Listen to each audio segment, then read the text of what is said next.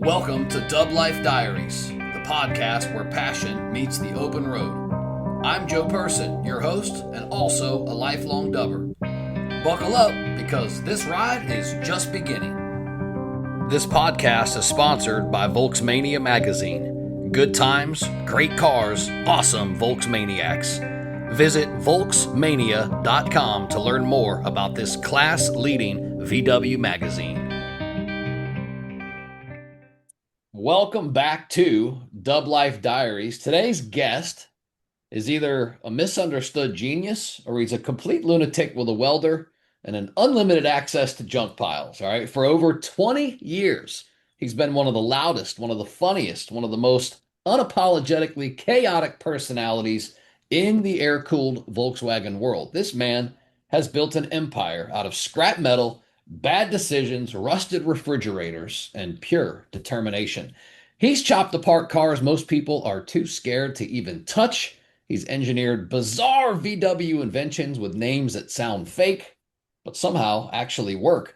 He has survived internet drama, club politics, enough fabrication disasters to probably violate several state laws, and somehow through all of it became one of the most recognizable personalities across the VW scene. He's got a 1956 chop top Oval Beetle that is legendary. His YouTube channel, Duckman Cycles and VW Garage, has helped inspire tens of thousands of builders to stop making excuses and just start creating. Man, I checked it out. This dude is sitting at about 92,000 subscribers. You heard that right, 92,000 subscribers.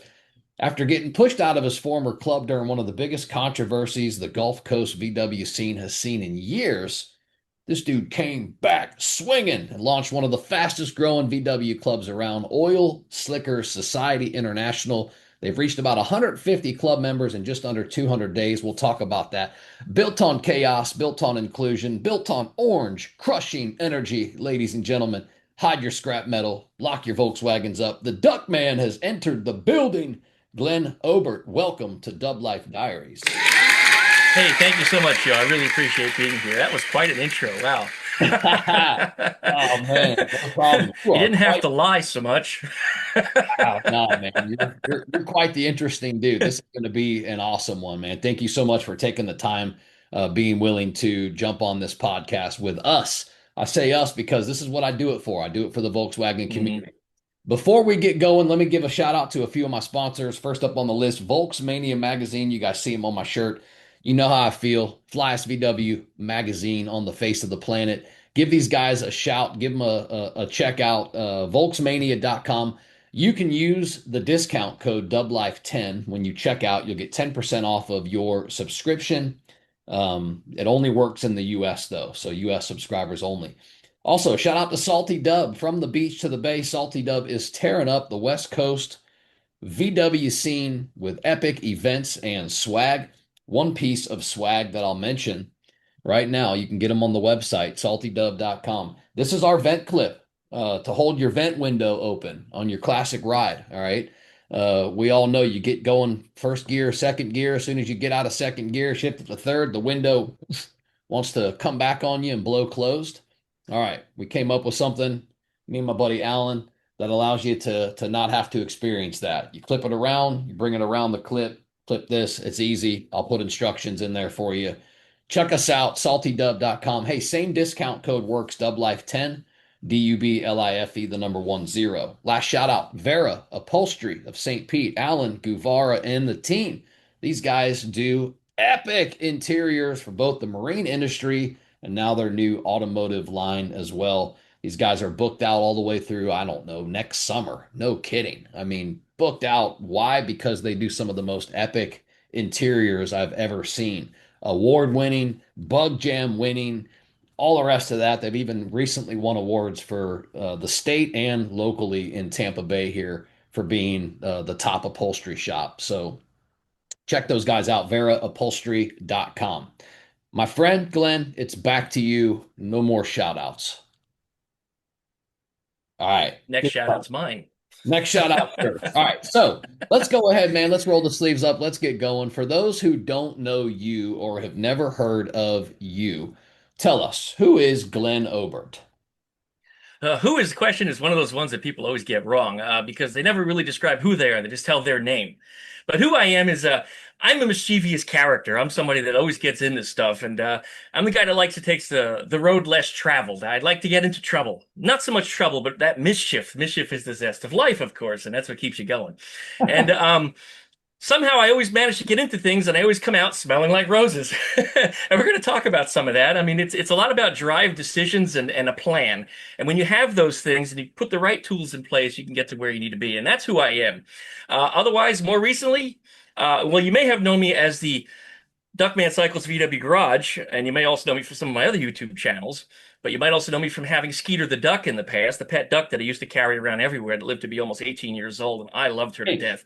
And if you don't know me from one of those two things, and more recently, you might know me as the director of the Oil Slicker Society. Oh, it's on this side. So there's a lot of things that I get into, and if I come up with an idea, I'm the guy that makes it happen. okay, awesome. The guy that makes it happen. Again, thank you I for make it happen. thank you for your energy. Let's get into what you do. All right. What's one of the weirdest things you've ever pulled out of a junk pile and thought, you know what? I'm going to make this work for a Volkswagen. Well, aside from the washers and dryers that people have seen me build stuff out of, I'm not going to buy a body part if I have something in the yard I could just cut up. But the weirdest thing was probably the top half of an ATV that I welded onto the top of a Volkswagen pan. Have you seen that one? The ATVW? No, but I'm going to share it. Yeah, you can ride it like a four-wheeler. It has a hand clutch, has a hand throttle, and a stick shift on the right side. Dude, okay. Yeah, it's a really interesting piece. I took it to the local motorcycle dealership down the street I've been friends with. I towed it over there, and they saw me coming down the road with it, and like, what is he up to now? And then I drove around the back, and it's wider than a Beetle because it has super wide slicks on it, and they was just like everybody was dumbfounded because I got the top of the chassis from them, and they're like, now we know what you're up to. Dang, man. That's actually really, I'm going to share that. I can't wait to. Where'd the name Thank you. where'd Duckman come from? At what point did people actually start calling you the Duckman? Well, back in the 90s, I had a parrot named Duckburger. And, most people usually named their AOL handle or something back in the day after their pet, and I did exactly that. It was duckburger at AOL.com, which is no longer an email address, so don't spam me. But I became known as Ducky shortly after that, and then I ended up with Skeeter the Duck, so people just started calling me the Duckman, and it just stuck. What And I kind of ended up moving bird? that over to It was a YouTube. parrot? No, she was a duck. Oh, you said you had a duck back then. Sorry, I thought you said you had a Yeah, parrot. Skeeter, I'm sorry. Duckburger was a parrot. Skeeter was the duck. Yes. So the Ske parrot, tell me what kind of parrot it was. it was actually a proper parakeet, a Quaker. It was a Okay, a Quaker. Quaker. So the green Yeah. Quaker, we see them on the power lines all over Florida. Yeah, you do over there in Tampa, right? Yeah. I've Cool. seen a couple up here recently too. I haven't seen them before, but yeah, more recently they're up here now too. I had a buddy that had a Quaker when I was growing up. It was trained. It was really cool. It was a really cool bird. It could step up. It could talk. It could do all kinds of stuff. I was into birds too. African grays, cockatoos, cockatiels even. Mm, I had a cockatiel. I had a pedestal sink in my house when I was growing up. And at the bottom of the pedestal sink was this little kind of a nesting box. I mean, shit, now that I know uh-huh. it so well, this bird used to get out of his cage, which I let him have free range, right? He'd walk down his little ladder. This was the cockatiel. And he would go into that little area. And sometimes I'd lose him and be like, oh my gosh, where is he? I don't know where he. And finally I found him. She would lay eggs in there. Oh wow. Yeah, man, it was actually nuts. They But find their little spot and that's what they do. that's exactly right. That's exactly right. Cool bird though. But I've always loved birds. So when I hear Duckman and I hear about your past with birds, I think it's cool conversation. I do enjoy my birds, especially my chickens nowadays. As I told you, I needed to get them set up this morning before I could start the interview because otherwise they'd be in the window right here, banging on the glass, squawking. And I Yeah, do have roosters too, and they will just scream their heads off if they haven't been fed. I I hear them interrupting your videos all the time. They do. They Yeah, do. And usually they're quite quiet until I speak. When they hear my voice, then they gotta overpower me. They're competing. they know it's time. Yep. That's funny. So you have been building, I guess, weird stuff. You've been documenting chaos online for Hmm. time, over 20 years. the YouTube thing, like, did you ever imagine that YouTube would become what it's become now when you started, 20 years ago? No, honestly, I didn't. Back when I started, I mean, 10,000 subscribers was a lot. And I remember when I got my first 1,000, people were impressed by that. And then I had my first video, which had 40,000 views on it. And that was just an amazing, staggering number for the day, 20 years ago, back before YouTube was even owned by Google. It was its own thing. And I didn't expect it to grow into what it is. And it's changed so much, too. Now everybody has such polished productions. It's no longer about the little individual creators so much anymore. Everybody puts these huge budgets into it with a film editing crew and cameras and lights Yeah, and yeah. $1 million budget projects that I just can't compete with that. And I do the best that I can with what I got, and I think I do pretty good for what I got. I think you do pretty good, man. 91,500 subscribers. I mean, Yeah. that's And that's impressive. just the one channel. I've got several more, and there's few that people don't even know about. That's me. I've been up to a lot of things over the years. Super impressive still, though. Was there a moment that you realized, back in the beginning, like, oh no, like people are actually watching this? Like you gotta I start. never had a I never had an oh no moment. I had a oh really moment. What can I do with this now that people are listening to me? I have the power to influence and then to discuss things with people and to share ideas. So I was never frightened. I've always been somebody that's been one in the spotlight. And my teachers used to say it in school, why do you draw attention to yourself? Well, clearly it's worked for me. You'll never be anything. Yeah, sure. Yeah, right. I I think I love did pretty well for myself to be able to retire at 39 years old doing this, and not have to worry about anything else by calling attention to myself. So, that. yeah, like I said, it wasn't so much an oh no, it was more of an oh really. Yeah. Okay. So the air-cooled community, Volkswagen community, I guess, as a whole, I mean, hmm I kind of feel like we're a little bit different, right? Do you feel like VW people seem wired differently than normal car people? I'm sure you've had, your opportunity to see, a wide array of different car cultures. Yeah, very much so. I mean, just for the fact that these cars look so different, there's really nothing else that's like it. And they were produced for such a long period of time, relatively unchanged, that it's such an identifiable icon of a character. I'm not even calling it a car, it's a character. Right. These cars have personality. And as a result, their owners are also just as eccentric as these vehicles are. Yeah. And whether it comes to opening up a manual and looking at how these things work, because these Ford and Chevy guys get on all the time, you're doing that wrong. I'm like, no, this is a Volkswagen. You don't have to tighten those heads to 100 foot-pounds. It's stuff like that. It's just these cars are very, very different. You don't work them the same way. And as a result, the entire culture that goes along with it is just different. We're much more free thinking, I think. We're Mm. much more sharing, adventurous. We have more of a bond with each other, and I think we're a big family. We're just a huge community. Yeah. Speaking of community, is the community getting weirder or is it getting softer these days? What's your opinion there? Well, I guess it depends on who you ask that. Me, I see a lot of people bring cars to me, the ones that I make the repair videos on, that they're not interested in working on these cars. They don't want to learn how. And they expect that they could just turn the key in it and drive it for 10 years like you can any new car off of any one of the dealer lots. Right, And these right. cars do need a little more tuning. So I'd say it's probably getting a little softer. But Okay. there are a lot of young folks that are coming into our club that are joining our tech sessions that want to learn how these things work. And Aiden was one of our big guys. He just turned 18 years old and he tore his engine out of his Beetle for the first time at the tech session and replaced a whole bunch of seals with our guidance, but he did majority of the work himself. And Was he as the a one that result, was his car, leaking? yeah, he was leaking everywhere. I mean, he Ah, was making just puddles. His mom was so mad at yeah, him. but I saw And he his. got that all straightened out. He was the Yeah, MVP of that weekend. He worked on the biggest project and the majority of it himself. He was amazing. And after that was done, then he was helping other people with his yeah, new man. knowledge. And yeah, he really absorbed it. He soaked it up. So is it getting weirder or softer? I'd say it's probably getting a little softer because just it's broadening. There's more demand for these cars than there used to be. And it's just the general public is getting into them now. So I'd say, yeah, a little softer. Okay. I mean, I can take that.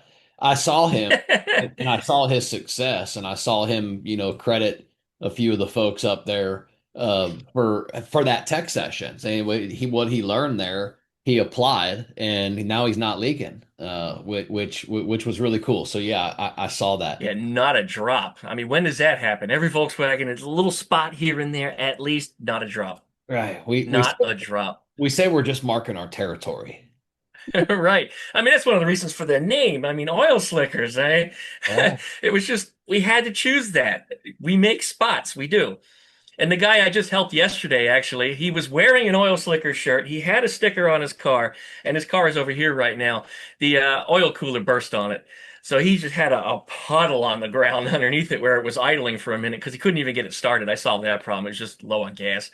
And just a puddle was amazing. And some lady came up and looked at the stain, looked at his shirt, and went, "Oh."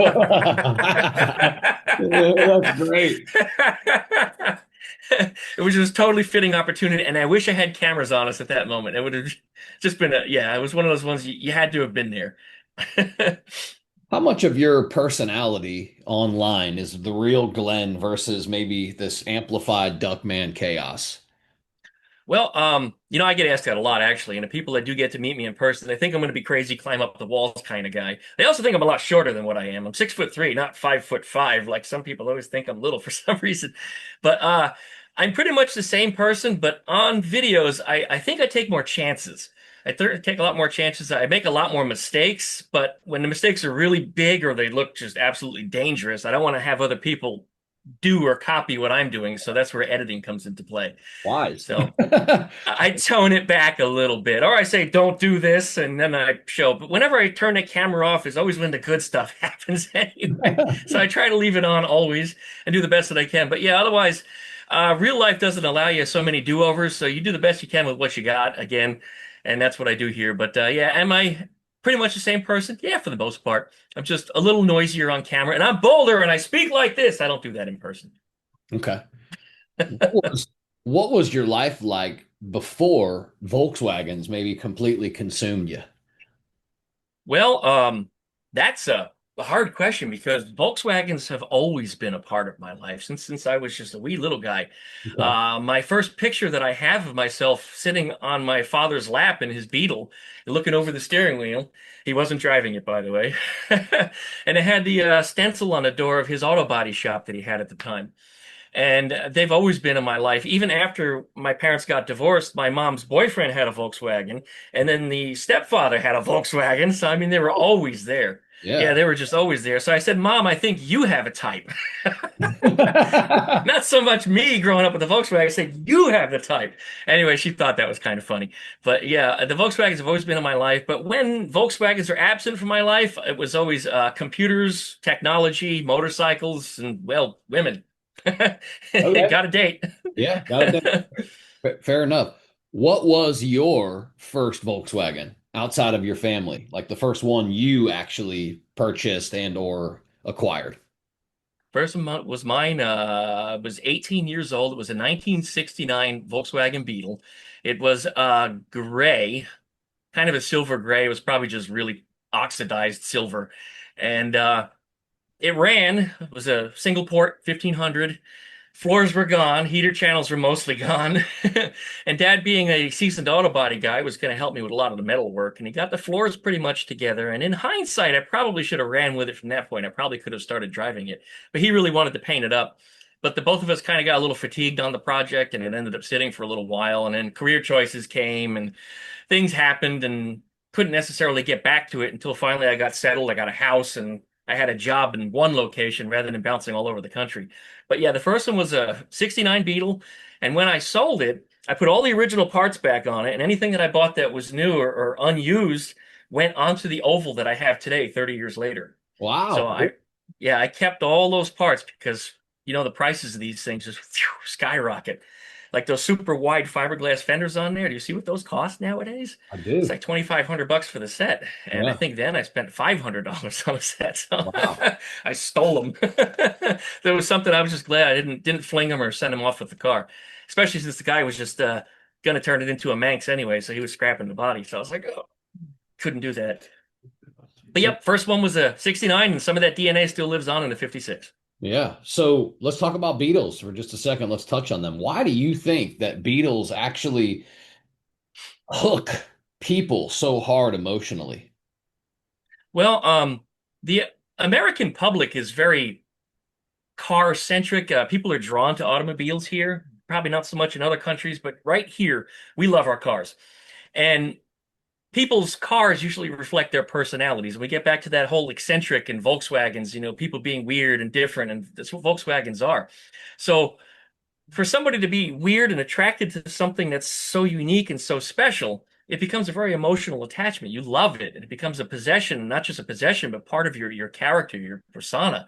And to Yeah. let it go is extremely hard for some people. And I know I've acquired some cars over the years that belonged to people that they were emotionally attached to. And one such girl I had bought one from, she and her father were working onto that, couldn't finish it because he passed away. And to her, it was just a huge deal to get that car back up on the road. She wanted to see it running and driving just so she could sit in it. She was just, yeah, it was part of her life and part of her person.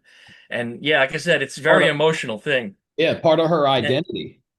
It was, and I mean, Yeah. these cars very much are. And I feel so weird when I get in a Nissan or something. I have a Nissan, and honestly, I haven't driven it in a year because I'd rather be in the Volkswagens, and I have more Volkswagens. And honestly, when the Nissan breaks, which is broken right now, the Volkswagen is the parts getter. You never think of it that way. Usually, it's the modern cars. No, no, no. The Volkswagen's the parts getter. The Volkswagens have been more reliable. But yeah, I think that's why we hook up with these things emotionally. They become very much a part of our lives and our identities, and it becomes a member of the family. Yeah, It's yeah. not just a car. Well said. Super, super cool. And I agree with you. I agree with you. I've had several, and I feel the same way. Some of them I've even let go, and I still miss them uh, Yeah. to this day. So let's touch on fabrication for a second. When did, your dad had a body shop, and it sounds like you kind of always been kind of good at that side of it. But I guess in your more or less late teens or your adult life, when did fabrication really start to become kind of second nature for you? Well, it did all the way back even when I was just a kid. Despite having come from a family with money, nothing much was handed to me. The family was just, I don't know, maybe they gave me a school of hard knocks and they wanted me to be somebody of my own, be my own person. So I was never given very much. So if I wanted something, I either had to acquire money to buy it, or I had to work to acquire the knowledge and skills to build it. Okay. And I found that building was more interesting because I could make something that you can't buy, something better or something otherwise. And I always took that step outside that box or outside those boundaries. And if I did buy something, maybe I'll buy that cheaper model because I can make it better than the better model. So there's always some things that I did with that. So it always came second nature to me. It's just I always liked tinkering. I always liked playing with things. And when I started finding that Dad had a toolbox with stuff I can get into, and I still have all of his vintage tools today. So many people tell me, throw all that stuff away after Dad passed. I'm like, do you know how much those tools are worth? And the quality of these things? I said, my Craftsman tools, they might have a lifetime warranty on it, but every time it breaks, I got to replace it. His Right. tools are older than I am, and they don't break. Wow. They're fantastic pieces. And I said, I'm not letting that stuff go. In fact, I can't wait to have a shop space so I can put all that stuff in there and actually utilize it without it being buried in a one-car garage. Right on. So, but yeah, it always came second nature, and I like tinkering. I just really like tinkering. I've got a son that likes tinkering, and I'd like to say maybe hopefully one day he'll have the same conversation with somebody and he'll say that it's always been second nature for him. This was the guy that was taking apart stuff, 5, 6 years old. Dad, can I borrow, your screwdriver or your tools, or how do I get this Hmm. apart? Or he was always, coming to me trying to get stuff taken apart. And then, he'd always come back to me and be like, well, kind of got myself into this, what do I do now? I'm like, look, I don't have the mechanical mind like you do, my friend. Okay. So I don't know. But That, figure it out. And he would, and he still does. He's 17 now and he figures shit out. It's so cool to see. So that's awesome and very relatable. yeah, I bet that's why I brought it up for sure. Yeah, when I was talking to my mom on Mother's Day, she was actually discussing with me about how she used to go in my closet as a kid and she'd find something that had been missing for months disassembled. And all the good stuff that was taken out of it was used for something else because I built something else out of it. So I was always in trouble for that kind of stuff too. Yeah. But So was my son, for sure. Kind of cool how that works. He actually is also the one. that is interested in helping with, wrenching on Volkswagens when we get that opportunity to do some work. Um, Awesome. Stayed up late nights before, and gets right down and gets on his back and gets underneath them and just starts working. So yeah, man, cool kid. Um, let's touch on the Duckman cycles and VW Garage. I'm interested just to hear, how did this concept, maybe even, the name, how did it all start? Well, I have several YouTube channels. The first one started out as just a personal blog kind of thing, just doing Right. a little bit of this and that around Pensacola, and occasionally I'd work on my motorcycle. Occasionally I'd work on this or that. And this was at a time where I had a small absence from Volkswagens. There was about a 2 or 3 year period I didn't have one at all. And at the time I had lots of motorcycles. And I started taking apart my motorcycles, doing an upgrade on this, a brake swap, a new chain and sprockets. And I started making videos of that. And I noticed those videos were getting way more views. So we started up a new channel called Duckman Cycles. And on the Duckman Cycles thing, all of a sudden I got a new Volkswagen. So I started doing some Volkswagen videos. And I noticed those got better views than the motorcycle stuff. And being back in the Volkswagen world, which was my heart and passion anyway, I started doing a lot more of that stuff. And you see it's taken off over the years. Um, those videos of motorcycle content, I still do some motorcycle stuff once in a while. I keep the personal blog stuff to like visiting tech sessions, car shows, Yeah, yeah. anything I might be doing around the house. If I'm doing some plumbing work or something, I might show that. That kind of stuff doesn't come up too often anymore. Most things around here work pretty good. But yeah, that's pretty much how it started, and that's where it came to be. And almost 92,000 subscribers later on the biggest channel, it's doing pretty good. Cumulatively across all my channels, like 130, 140,000. I'm doing okay. Yeah, I'd say so. I'd say so. Yeah, doing all right. You had mentioned earlier that, maybe uh Chevy and Ford guys would kind of beat you up, but bring me back to the early YouTube days, because that's, I mean, even before, before we even really knew YouTube was going to become something. Yeah. Were people brutal to you, or were they more supportive to you in your vision? In the earlier days, people were very, very supportive. The community was small. It was Right. much smaller. We were a bunch of like Volkswagen people. We were eccentrics, people that wanted to talk about our lives, and that was considered almost kind of weird at the time because it wasn't so mainstream. Not everybody was doing it. Especially on Um, video, right? I mean, the community, I think, right, video. community. I remember back to the 90s, mid 90s, going to Bug Jam and everything. The community was still the community. My first Beetle was 17 years old, fresh out of high school. I knew the community was something back then. But yeah, no, the community for sure, but on film is kind of where this really kind of thing Yep. ties in. Yeah, things are different. People at previous to that were doing typed out blogs. They actually typed out a message, take a picture of something, and maybe once in a while it appear in a selfie, and they weren't even called selfies yet. Right, But that right. was earlier in days. And then, of course, video vlogging came about, and YouTube started its thing. And back in the early days, 10,000 subscribers was considered a lot. And even to have a one video with a few hundred views was considered good. Right. It was kind of an amazing thing. But back in the day, people were very supportive. We had this thing called subs for subs. I don't know if you remember that, if you were around for the day. But if you subscribed to me, I subscribed to you. We were very supportive of each other's community and commented on each other's videos and tried to boost ourselves, propel ourselves, even if it was manipulated. We tried to give ourselves some better numbers, and effectively, it was good. I mean, that's how I got my first 1,000 subscribers, I think, in like 60 days or so, and that was kind of amazing for back in the day.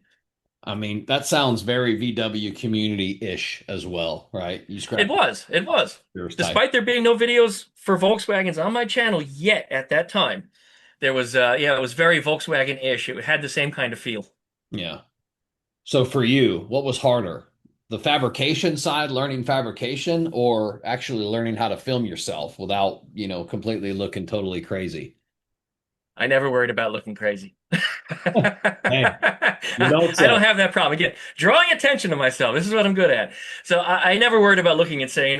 That's probably where most of my ridicule comes from. If people don't understand my idea, they will criticize my unfinished product. And you can't criticize somebody's unfinished project without actually knowing what their direction is. And I can't give you my visual. Maybe I can draw it out or something, but even then, it's only as good as my artistic ability. But I might look like I'm crazy, probably because not just because I'm loud and I bounce around, but because you just don't know what I'm after. You don't know where I'm going with it. And I think that's probably direction, but I never worried about looking nuts because I always followed my projects through. Nothing's ever done. I like to say that nothing's ever finished. And I get that question probably once a week. Do you ever finish anything? No. No, I don't. Because if it's done, I'm just going to take something else on it apart anyway. And we're going to move on and make it bigger, better somehow. Something's going to change. So yeah, I never worried about looking crazy. Never. Modern creators, the newer YouTube folks, do they have it easier or do they have it harder than the original kind of OG YouTube builders? Well, as far as the stigma is concerned and making the videos, they don't look as weird anymore doing this stuff. So it's probably a little easier for them to get started, but it's harder to get established. I'd say it's much, much harder to get established. Some people do have that magic, and the YouTube gods will just smile down upon them. And I don't know for what reason, but they'll end up with 100,000 subscribers in the first month. And their videos are exactly the same as mine. The only difference is it's a different face. Maybe they're prettier, maybe they're not. But for some reason they have, yeah, maybe they something's different. I don't know. I don't get it. Maybe it's all in the algorithm. Maybe the computer chooses something. Maybe just it does what it does. But Yeah, it's hard to get noticed in a sea of just hundreds of millions of different folks now when it used to be tens of thousands right, to, right. to get noticed. So you really have to do something different. You really have to be bright, obnoxious, loud, and you got to have a hook. Something has to be unique that draws people into you. What's going to be different about you that stands out? Yeah, And I good. think for me, it's just this personality and the chickens and the ducks and that kind of stuff. It's fun. Hey, And it's well, I think unique. it's a little Definitely harder. unique. Definitely unique. They're not like any other video, any other people that you watch. You're definitely a one of a kind type guy. I think it's one of the reasons why I have this success. And it also helps to have that hook. And then the hook in the past has been the ducks and the chickens. And it helps sometimes to have a pretty lady help you. And I'm not going to say that it's some kind of sexist remark or something. I protect those ladies that come on when people say the trashy comments to them. It's we might act trashy on camera, but we're not trashy people. It's a show. We're Yeah, putting on a right. show. Right on. Speaking of the show, was there ever a time in over the last 20 some odd years that you maybe even considered stopping or quitting? I have quit several times. In fact, when I had my last girlfriend around 10 years ago living here, I had no opportunity to make videos. Again, I don't sound sexist here, but when you live with somebody that breaks things constantly, you always find yourself repairing the plumbing, fixing the electrical, this appliance is busted, this needs doing. I was always around the house doing something that took my time, and I had to step away from YouTube for about 2.5 years or so. I still got up the occasional video, but stepping back was just something I had to do. Life just forced it. And more recently, after the drama from last year, I took a personal hit. It took my motivation away from me for a bit. And I'm not going to say that these other people that did that to me won, but I'm going to say they may have actually won a battle, but they didn't win the war. So Okay. despite having beaten me down a little bit, you did take something away from me. But I'm still making my videos and I'm trying to push back into it now. I have a backlog of a lot of things that are recorded. I just have to sit down at this desk and edit some of them to get them online. But we'll get to that point sometime soon. But yeah, I have stepped away, and like I said, this past year I've kind of stepped away. I'm not releasing things on schedule anymore. I was pretty good for about 2 videos a week, sometimes three. And now you're lucky if you get one a month, maybe one every 2 months. How are the views because of that cadence change? Has the They weakened. did they? Okay. Yeah, they've weakened, they've softened. And the other thing that's weird too is when I don't put up videos, I get more subscribers. When I put up a video, subscribers go backwards. So I don't understand that. Weird. Something in the algorithm is doing something. It's Yeah. really weird. It's So I'll almost go up, every couple days it goes up, I don't know, 5, 10 subscribers. And then if I put out a video, it'll go negative 5, 10. But if I don't put up a video for months of plus 100, plus 200 subscribers, what is going on? I don't understand how that works. yeah. Some things you're probably not going to be able to explain with the YouTube Yeah, we'll language. never figure that one out. Exactly. I still try to figure out for my podcast, for views and reach and trying to find the target audience, which is the VW community. But Hmm. I have seen, those ebbs and flows as well. And sometimes you're Yeah. on, sometimes your videos, even your smaller, kind of reels, if you will, end up, getting crazy traction, almost end up going viral, and you get tens of thousands of views. And then other times, the ones that you know for sure are going to be awesome and have the best knowledge and information and the coolest attraction and the coolest hook, they get 100 views. And you're like, what the fuck? Yeah. You It can't makes explain no this. sense. I It don't makes understand how any of that works. Like I yeah, said, I'll put in some videos, and some of the videos I know are awful, but I put up a thumbnail with a girl in it. Boom! 10,000 views, like overnight. It's like, yeah. it's a stupid video. Yeah, isn't that crazy? It really is. Yeah, One it thing I makes tell no you, sense to me. one thing I haven't done that I just won't do because this is a passion project for me, this podcast, is pay. I'm not going to pay for subscribers or pay for like marketing yet.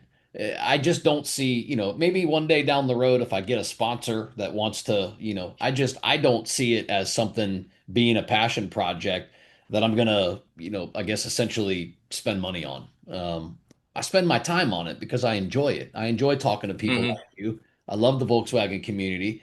I enjoy that side of it. It's, a lot of people come into my email and say, "Hey man, with all this stuff that you got going on for yourself, you could really turn this into a thriving, blah blah blah." And I'm like, "Yeah, not interested, man. Not interested."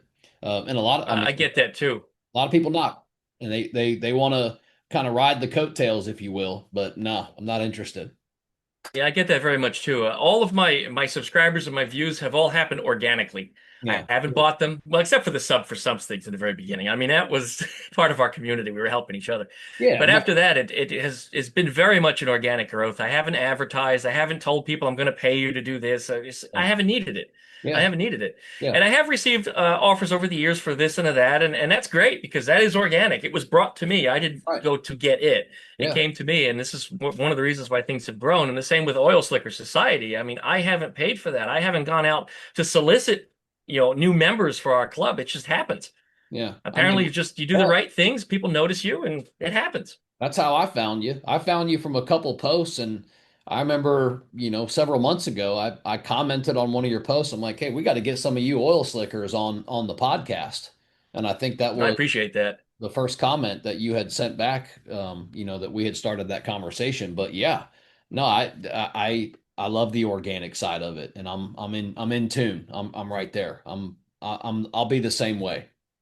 Yeah, Now. just You're famous for turning quite literal, garbage into usable VW parts. Where does kind of that mentality come from? well, again, I wasn't given very much in the past, so I had to work or build for what I wanted. Um, so my ability might even make me self-spoiled, perhaps. I take my abilities for granted. So that's why I like doing what I do. And I guess, I don't know, it's there. It's hard to explain when it's just something that's always been part of me. So Right. that's who I am. It's my Yeah. identity. I'm a tinkerer. I have these hands, and as long as I have my hands and my skill set, I can do anything. And I mean, I say anything. People say, "Well, you can't do that." I said, "I'll try." And I try to encourage people all the time. It's like, "Well, I don't know how to weld." I said, "There was a time I said that too. I still don't know how to weld, but I get it done." Make it work. I know how to run a grinder, so you can make anything work. But yeah, that's part of my mentality. It's part of my person. It's hard to explain your actual character and who you are as a person when it's just something that comes naturally. What's one of the craziest like junkyard engineering type solutions that you've really ever actually made work? Um, the ATVW is one of them. Okay. Everybody told me you can't get a hand clutch to work on a Volkswagen. Well, I did. I used a brake booster actually to make a motorcycle clutch work with it. So that was pretty clever and it was Yeah. functional. It still requires a good grip. If you're going to be in traffic, it's murder, absolute murder. But it does work, and you are able to shift it. I put the shifter on the right side on purpose because you have to grab the clutch to shift. Everybody told me put it on the other side. What, reach across? That doesn't make sense. Let off the throttle, shift, and then grab. So that worked out very, very well. Steering, no steering box. It actually works off the steering shaft on the handlebars, so that all worked out pretty good. Otherwise, traditionally, the rear end is just an IRS Beetle. It's all standard in the back. The shifter also comes out of the side of the tunnel at a 45-degree angle instead of coming out the top. And when it came out, I then bent a bus shift rod to get it up tall enough. So that way it worked out. So the shift pattern is standard, traditional. Everything works, even though it looks like it shouldn't. People can't wrap their brains around how that works. But Yeah. apparently, what I had done, a lot of the trike builders had actually done similar things in the past. So what I came up with wasn't a new idea. This is something they've done. Some of these guys do it at a 90-degree angle and the shifter still works. I thought that was fascinating too. But 45, and I got that going. One of the other ones was the chop top Beetle. when I got that car, I don't know if you saw the older pictures of it. It was just caving in on itself. And when I unbolted the steering column, the nose went whoop right up in the air. The steering column was holding the front end down. It was structural because it was so rusted. Whoa. Yeah, it was that bad. You could grab the door on the car and lift the entire body and twist the body in its position. It was the strangest thing to see that. It was just amazing that it was so bad. The A pillar above the driver's side was rotted through. And once I had opened the doors hit the ground and the body started to fold. So I actually just cut through the middle of the roof just to stop it from twisting up the body that much more. I was trying to save as much of it as possible, but it was destined for the scrapyard. But just to bring that thing back from death, which I get a lot of trash for. Why'd you ruin a good car? It's like it wasn't a good car. It was never a good car. I mean, it probably was before the hurricane got it. It was under 6 feet of seawater, by the way, Oh, for boy. several days. And Yeah. then the guy put it out in the yard and left it outside for 10 years in the rain with all the salt water on it. So it's just that's why it's so bad. It Yeah. was just really, really bad. Dang. But the other thing that worked out good on that was the hidden door hinges. There's no hinges on the outside. Beetle hinges are external. I put hidden hinges in pockets inside, and they opened frontwards. I didn't do suicide because everybody does those. So I put the suicide style hinges in the front. And that was an engineering piece because everybody told me it's not going to work. Oh, the door's going to open, it's going to hit the fender. Oh, the door's never going to clear this. They work brilliantly. And when I took it over to Earl over Classic Car Creations, who did my paint work, even he looked at it. He's like, you did a good job on that. It's like, thanks. I've never done it before. It took me 2 weeks to get the first side working and then one day to do the other side. So you get that practice side out. I got the format figured out, and then I made a 1 day video. I recorded. It's about 8 hours in, and just as it was getting dark, I had the hinges working. Wow. Cool, man. So that worked out pretty good. And You I also have a CR500 Honda two-stroke motorcycle I've been working on. I put that engine into an SV650 frame, which was kind of cool. But then I realized the frame's kind of big, heavy, bulky. It was designed for, a twin cylinder, four-stroke, water-cooled engine, just a much bigger, heavier chassis. And I said, I want to build something smaller and lighter. So I ended up getting a CR 250 dirt bike frame and put sport bike suspension on it. So that thing's going to be pretty good whenever I decide to finish that up. I've kind of let that on park for a long time. It's one of my oldest projects, one of the ones I started on YouTube, really digging into things. This goes back probably about 15 years ago. wow. So it's one of the oldest projects that I've been working on. So someday I'll get around to that. But yeah, it's you kickstart it and bring ding ding ding ding ding ding, two-stroke, one cylinder, blows out smoke out the back of it. And when I was riding a lot with a bunch of other guys, I was hoping to get out on the road with all the sport bikes and stuff, showing them up with a little motorcycle that weighs, 200 pounds, I think is the weight, weight nothing. Go out in the little twisties, which there aren't very many of in Florida, but show them up, which I do on the Ninja 250 too. But I can't imagine what it'd be like with 50 horsepower instead of, the 25. Dude. So Right. would have been impressive. Yeah. Hold I've on. also got a little doodle bug. You know what doodle bug is? Oh. A little Coleman doodle bug. It's a kid's bike. They're about this big. That's it. They have this balloony tires on them. I So put hold a on. 200. So the Coleman, like the campsite little bikes? Yeah, kind of. Usually kids Yeah. go on them though. They're really small. Yeah, The yeah. Coleman one you might be thinking of is the adult one. This is the kids one. I mean, it's literally this big. I don't Dude. know if you can see my hands on camera. It's this big. So I put a Honda 200cc engine into it, and instead of the I think 2 horsepower that it has now it has like 12. And because it's so short and I'm so tall, I sit off the back of it anyway. So you just give it a light blip on the throttle, wheelie instantly. And I think they max out with kid on it, like 10 or 15 miles an hour governed. If you take the governor off, you might get 25. But I hit almost 60 miles an hour on it, and I was afraid to go any faster because the brakes are meant for a child.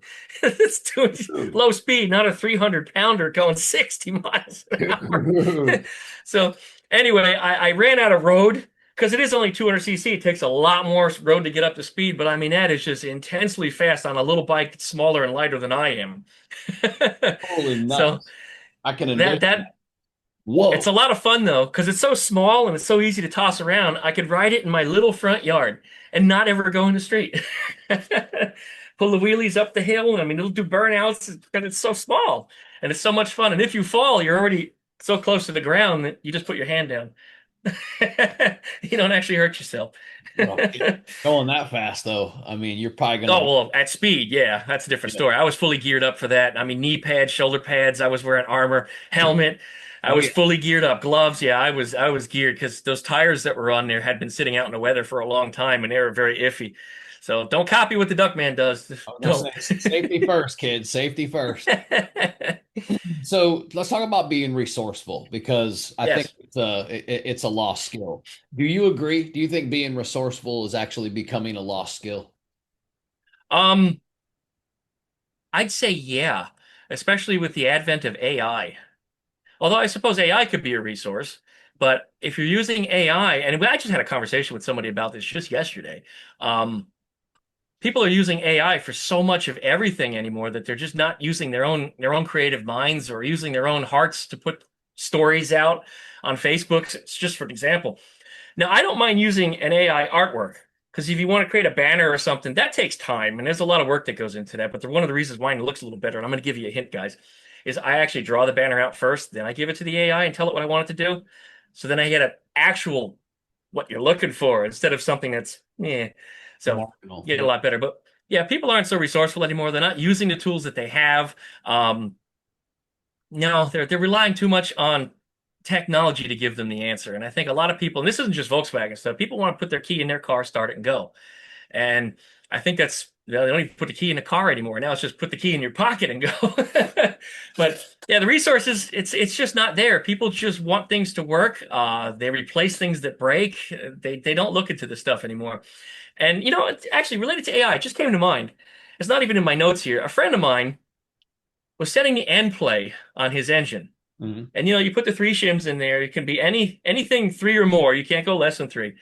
So he figured out using math to come up with the shims, and he says, I don't think that's right. So he went to an AI, and the AI confirmed he was right. I said, okay, what's wrong? He says, the engine doesn't turn. I said, so it's locked tight when you tighten up your gland nut. He says, yeah. I said, well, your shims are too tall. He says, but I did the math on it, and the AI confirmed it. I said, stop for a second. I said, how many of these cranks have you set end play on? Zero. This is first one. I said, good, okay. I said, and how many has ChatGPT set the end play on? He looked at me. He didn't know how to answer that. I said, well, has ChatGPT ever been in anybody's garage setting the end play? He says, no. I said, okay, here's what we're going to do. I said, take the crank off, take your shims out. And I looked at the shims. You had two of the thicker ones, one of the thin ones. I don't remember what the specs were on it. But I said, okay, take one of the thick ones out. Let's put two thin ones, one thick one, bolt it all back together. Put it all together, measured the end play. It was perfect. And he said, how did you do that? I said, it's intuitive. I've been doing this over the years. I didn't have to measure it. And I knew the fact that you were locked up. So let's go one thinner and see what happens. It's that simple. So resourcefulness, AI is not what you're looking for an answer most of the time.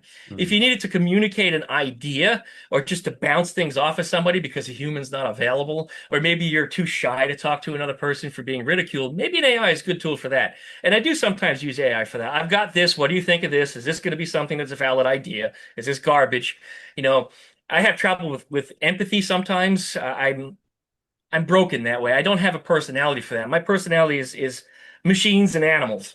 Empathy for me doesn't work the same way as other people. So I've learned what I'm supposed to do and what I'm supposed to feel, but I don't necessarily have that. So I don't understand these things. So I will talk to an AI sometimes about how to approach people. So I don't say the wrong words. It also doesn't help that I'm from New Jersey. So I'm one of those guys, so, so an AI sometimes is how I use confrontation because I'm not afraid of confrontation. I'm not afraid of talking in front of other people. Sometimes I just need to know the right words to use so I don't say the wrong things that rub people the wrong way because I do live in the South now and I'm not from where I'm from. And being a different personality, not being afraid of words, these things don't hurt me because I don't experience that. So I don't have that feeling the way other people do. So the empathy is not there. So I do have some trouble with that, me as a person, but that's getting personal. But nonetheless, there it is. So yeah, resourcefulness. Uh, AIs, use them sparingly. It's a tool. But like any other tool, you can't use it too much. You can't go through the garage and use a hammer on everything. You know what I mean? I mean, you Yeah. kind of could, Yeah. but Hey, your good. result's not going to be great. That was a good quote. I like that. And it's true. You can't use AI for everything. And I can even, put it over to, the realm of my professional career, which my wife and I own a real estate company here in St. Pete, but I've been a sales trainer for 15 years. And inside of training, it's become very easy to say, here's what I'm looking for. go, right? And then AI spits out this, beautiful outline and makes it so easy, I guess, right? But here's what I notice. Uh-huh. When you take a lot of that human element away, you're not as impactful, Yep. You're period. absolutely correct. You're just not as impactful. So Absolutely correct. it's good. You might even get good reviews, and you might even hear, from some of these, tech managers that I work with, hey man, that was a really good session. But I feel that it's not as impactful as the stuff that I come up with based on my experience, based on my suspicion, based on what I know these guys, Hmm. you know, Hmm. based on my experience. So yeah, same analogy. You can't just, run through the garage and use a hammer on everything. So yeah, No, man, you can't. You that was can't. And as great. I've discovered with this AI too, is I can tell when people are using it. I don't Yeah. know if you can notice it. I can tell. And there's only so many AIs out there that do creative content. Maybe a dozen really good ones that people are use every day. And the trouble is they always use the same words, they always use the same phrases, they always use the same style punctuation, and it's punctuation that people don't type. It's not on your keyboard, and Right. they're using this punctuation. So when you see Ah, that, it's hey, like good, that's good, AI. good call. Good call. It's AI. I can tell you're using AI. And if you can't speak about your event or the things that you're doing from your own heart, Right. then it's not yours anymore. Now you have an AI doing it. The AI Hey, is your amen. your reporter, your news reporter on, You and said it's it best. just It's a tool. it's so fake. Yeah, Yeah, it's it's so a fake tool. when they do that. And It's and I use my own creative content because you hear me, I'm running my mouth. I do this constantly. I right. can get on a keyboard and do the same thing. I can start whacking on these keys right here Yeah, and yeah, just give a long string of information. right. And when I do that, I might send it to an AI for some spell check, and then it likes to change to its punctuation, which kills me. Yeah, Oh, yeah, it's like, you're changing the style of my writing. This is not me. Let me do it my way. So anyway, I'll do it for a spell check or something, or if I phrase something incorrectly, or if I'm going to hurt somebody's feelings, I make sure the AI gets a look at this and tells me, maybe you need to make an adjustment on that. I will use it for that. But creative content, I create my own content. And that includes the artwork. I might use the AI to embellish it, to right, polish it up, right, but I don't use it to create my artwork exclusively. right. It's mostly my stuff, and like I said, just rubbed and polished a little bit to make it look better. And honestly, AI does a pretty good job of that sometimes because I can give it the most stick figure drawings, and it can make a you and me out of it, which is just amazing. Yeah, But it the is. reason why they're structured and look correctly, and the cars are facing the right way, is because I drew them out.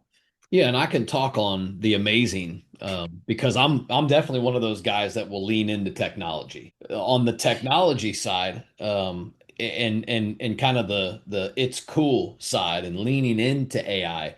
I recently asked uh my favorite color is green, and my wife and I have a 71 Carmen Ghia that we wanted to, I guess have a little bit of fun with. I've done some of the rust. I fixed a lot of the rust. We're going to talk about rust here in a second, but I fixed a lot of the rust. I don't like the trim, the chrome or the aluminum piece of trim on the bottom of those The Carmen two Ghia. pieces, Yeah, yeah.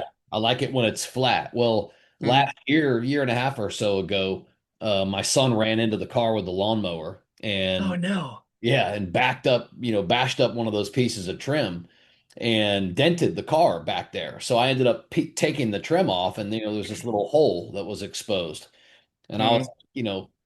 I'm gonna rip all the fucking trim off this thing. So I ripped all the trim off, and I'm like, oh, dude, now I'm stuck with all these holes. So I brought it to a body shop, somebody that's familiar with Volkswagens, and I had all those not bondoed, I had them all welded, and I had them all closed and done properly. Hmm. And then they painted. So now the whole bottom of the car, well, it used to be this beautiful, forest green paint, new bumpers. It was a great looking car. Now it's nice looking paint up top, primered on the bottom, and rust repair Hmm. fixed. My wife started saying up through a year ago, I don't even want to be seen in the damn thing. I think it looks like shit. I'm Oh like, no. yeah, I'm like, okay, well let's get it painted then. Well, so we started looking into that, and then she's like, no, let's wrap it. Let's wrap it for our brand. I'm like, Oh, okay. that'd be kind of cool. Let's look into wrapping it, dude. I went to Hmm. a couple different wrap shops. They went over $5,000 for Oh this. yeah. Yeah, it's expensive. I'm like, You hold can pay on a paint minute. for that. Exactly. That was my point. Yep. So we kept, kind of tinkering with what we were going to do. Anyway, I'll make my point. We lean into AI. All right. So I uploaded a picture a cool picture of my car in front of a mural. There's murals all over St. Pete. I take pictures with my cars in front of murals, big, huge murals on the side of these buildings. They're so cool looking. And I said, create a futuristic paint job out of 5 different colors of green and, kind of give us this like comic book slash cartoons style image. And dude, it spit out this ridiculous, crazy ass paint job that was the coolest thing ever that I ended Yeah. up sending to my friend. I don't know if you saw any of my posts, but I ended up sending it to my buddy Matt McAllister down south. And I said, hey, what you think of this, man? He goes, dude, I can do that. I'm like, Oh, nice. no shit. This is the car in front of a mural. Oh, wow. That's what I visually imagined too, which is what's crazy. And All right. and I actually Like a have Mountain Dew. I have those wheels. Those are the Porsche the phone dials. I've got them in. I bought 4 fronts, so I got the 15x7 because the eights are wider in the rear on the Carmen Gia's tough to fit without fabrication. So plus I have the wheel spacers to adapt the lug pattern. So I had to go 15x7 all the way around. So I've got those wheels on it too. But anyway, there's that. Okay. Now check this out. I'm cheating looking on your Facebook here. I Okay. see this is actually underway, isn't it? It's underway, man. He's got it right now. Excellent. He's down in the key, Wow, look at this. but this is There it is. Yeah, that's what I'm looking at. as he's putting it Amazing. together. And then I'll show It you. makes me want to drink a Mountain Dew. Yeah. Here's a reason. He's got all the That's alignment, what I'm looking at right now. all the Excellent. alignment Wow. starting to come in. And then let's see, Carmageddon, huh? Carmageddon. That's what I named it. Carmageddon. Nice. Yeah, Carmageddon. It's instead of Carmen Gia and instead of Armageddon, because the paint job was just so fucking nuts and out there. I'm like, you know what? Armageddon, Karma Gia, Karma. How about Carmageddon? Yeah, It's nice when those names happen organically. Just like other things happen organically, these names yeah, just happen. yeah. And whether it be my cars or whether it be my chickens, I just let the names just happen. Everybody always asks, what are you going to name it? I'm like, I'll wait till it happens. And you know when you get the right one. And if you name it, the right one always comes later. And you're like, I know. I should have. Yeah. Well, Carmageddon fits though, and we this it does. And you picked the right one, I think. yeah, she's had it for a couple of years, several years now, in fact. And she named it Cleopatra at first because it was like this emerald green, kind of a deeper green. The original color on the car from '71 was Irish green. So it had Hmm. gotten this kind of deeper, more of a little bit more of a glossier, deeper paint job. Um, Hmm. but once I got the rust fixed and everything, no, we went full on completely nuts with it. So now, yeah, now Carmageddon is the name now. We've retired Cleopatra. It's sharp, and I mean he's not even done yet, and he's really got something there. I can't wait to see what it turns into. Yeah, That man. is really nice. Yeah, yeah. I figured you'd like that. So talking about leaning in to AI, that AI concept was actually designed by who the fuck knows? You know what I A mean? computer, an algorithm. Right, right. But I ran with it, and so did Matt. And he's doing a really killer job. But anyway, all right, let's get back to this. Let's talk about Rust. Why? Rust. Yeah, why are Volkswagen people so attached to Rust? Um, I'm not. I'm Okay, not. I like things shiny. okay, I suppose the rust that I'm attached to is that project car, and okay. maybe that's the way I look at it. But the rust quickly gets cleaned, removed, or patched up, and then of course, glossy coat is put over it. Maybe I was raised that way. My dad just didn't like rust on cars either. He'd see patina cars and it would really bother him. Now I see patina cars, I think it's really cool, Right, especially for the car to show its war wounds and those scars for all those years that it's had, and each one has a story. And my dad didn't appreciate that, but I do. But I wouldn't. I don't think I would have a patinaed car or a rat rod. It's just not my style, not my thing. So I'm not necessarily attracted to that. But why are people attracted to it? These Volkswagens were throwaway cars. I hate to say that in either way, but they were budget throwaway cars and they were treated as such. So these cars have a lot of wounds. They have a lot to show for all these years, and I think that there's not too many other American cars that are remaining that have quite the same amount of, disrespect given to them that turned into character. Right. That's Right. probably the best way. Just maltreatment, just lack of attention. And they're still around. These cars are still here. You don't see the patina on these old American cars quite so much. Right. These Volkswagens are the ones that have it. So I think it might be even our thing. This might be ours, the Volkswagen community thing. But maybe I can't really speak for others. I'm just spitballing that one. But yeah, I'm not attracted to rust necessarily, I think unless it's I think a it's become project. I think it's become very popular. Especially It even has. because shiny was cool, in the 80s into the 90s, the hot pinks and the purples and the bright kind of themes, Yeah. into the early 90s, Yeah. the whole that Neon colors. yeah, neon colors, that was all kind of really popular. Rust, patina, really wasn't a thing. When I got back into the Volkswagen community in early like 2018, 2019, right before COVID, when I had got back into it. Hmm. It was after, raising my kids and probably taking a good 12 to almost probably 15-year hiatus.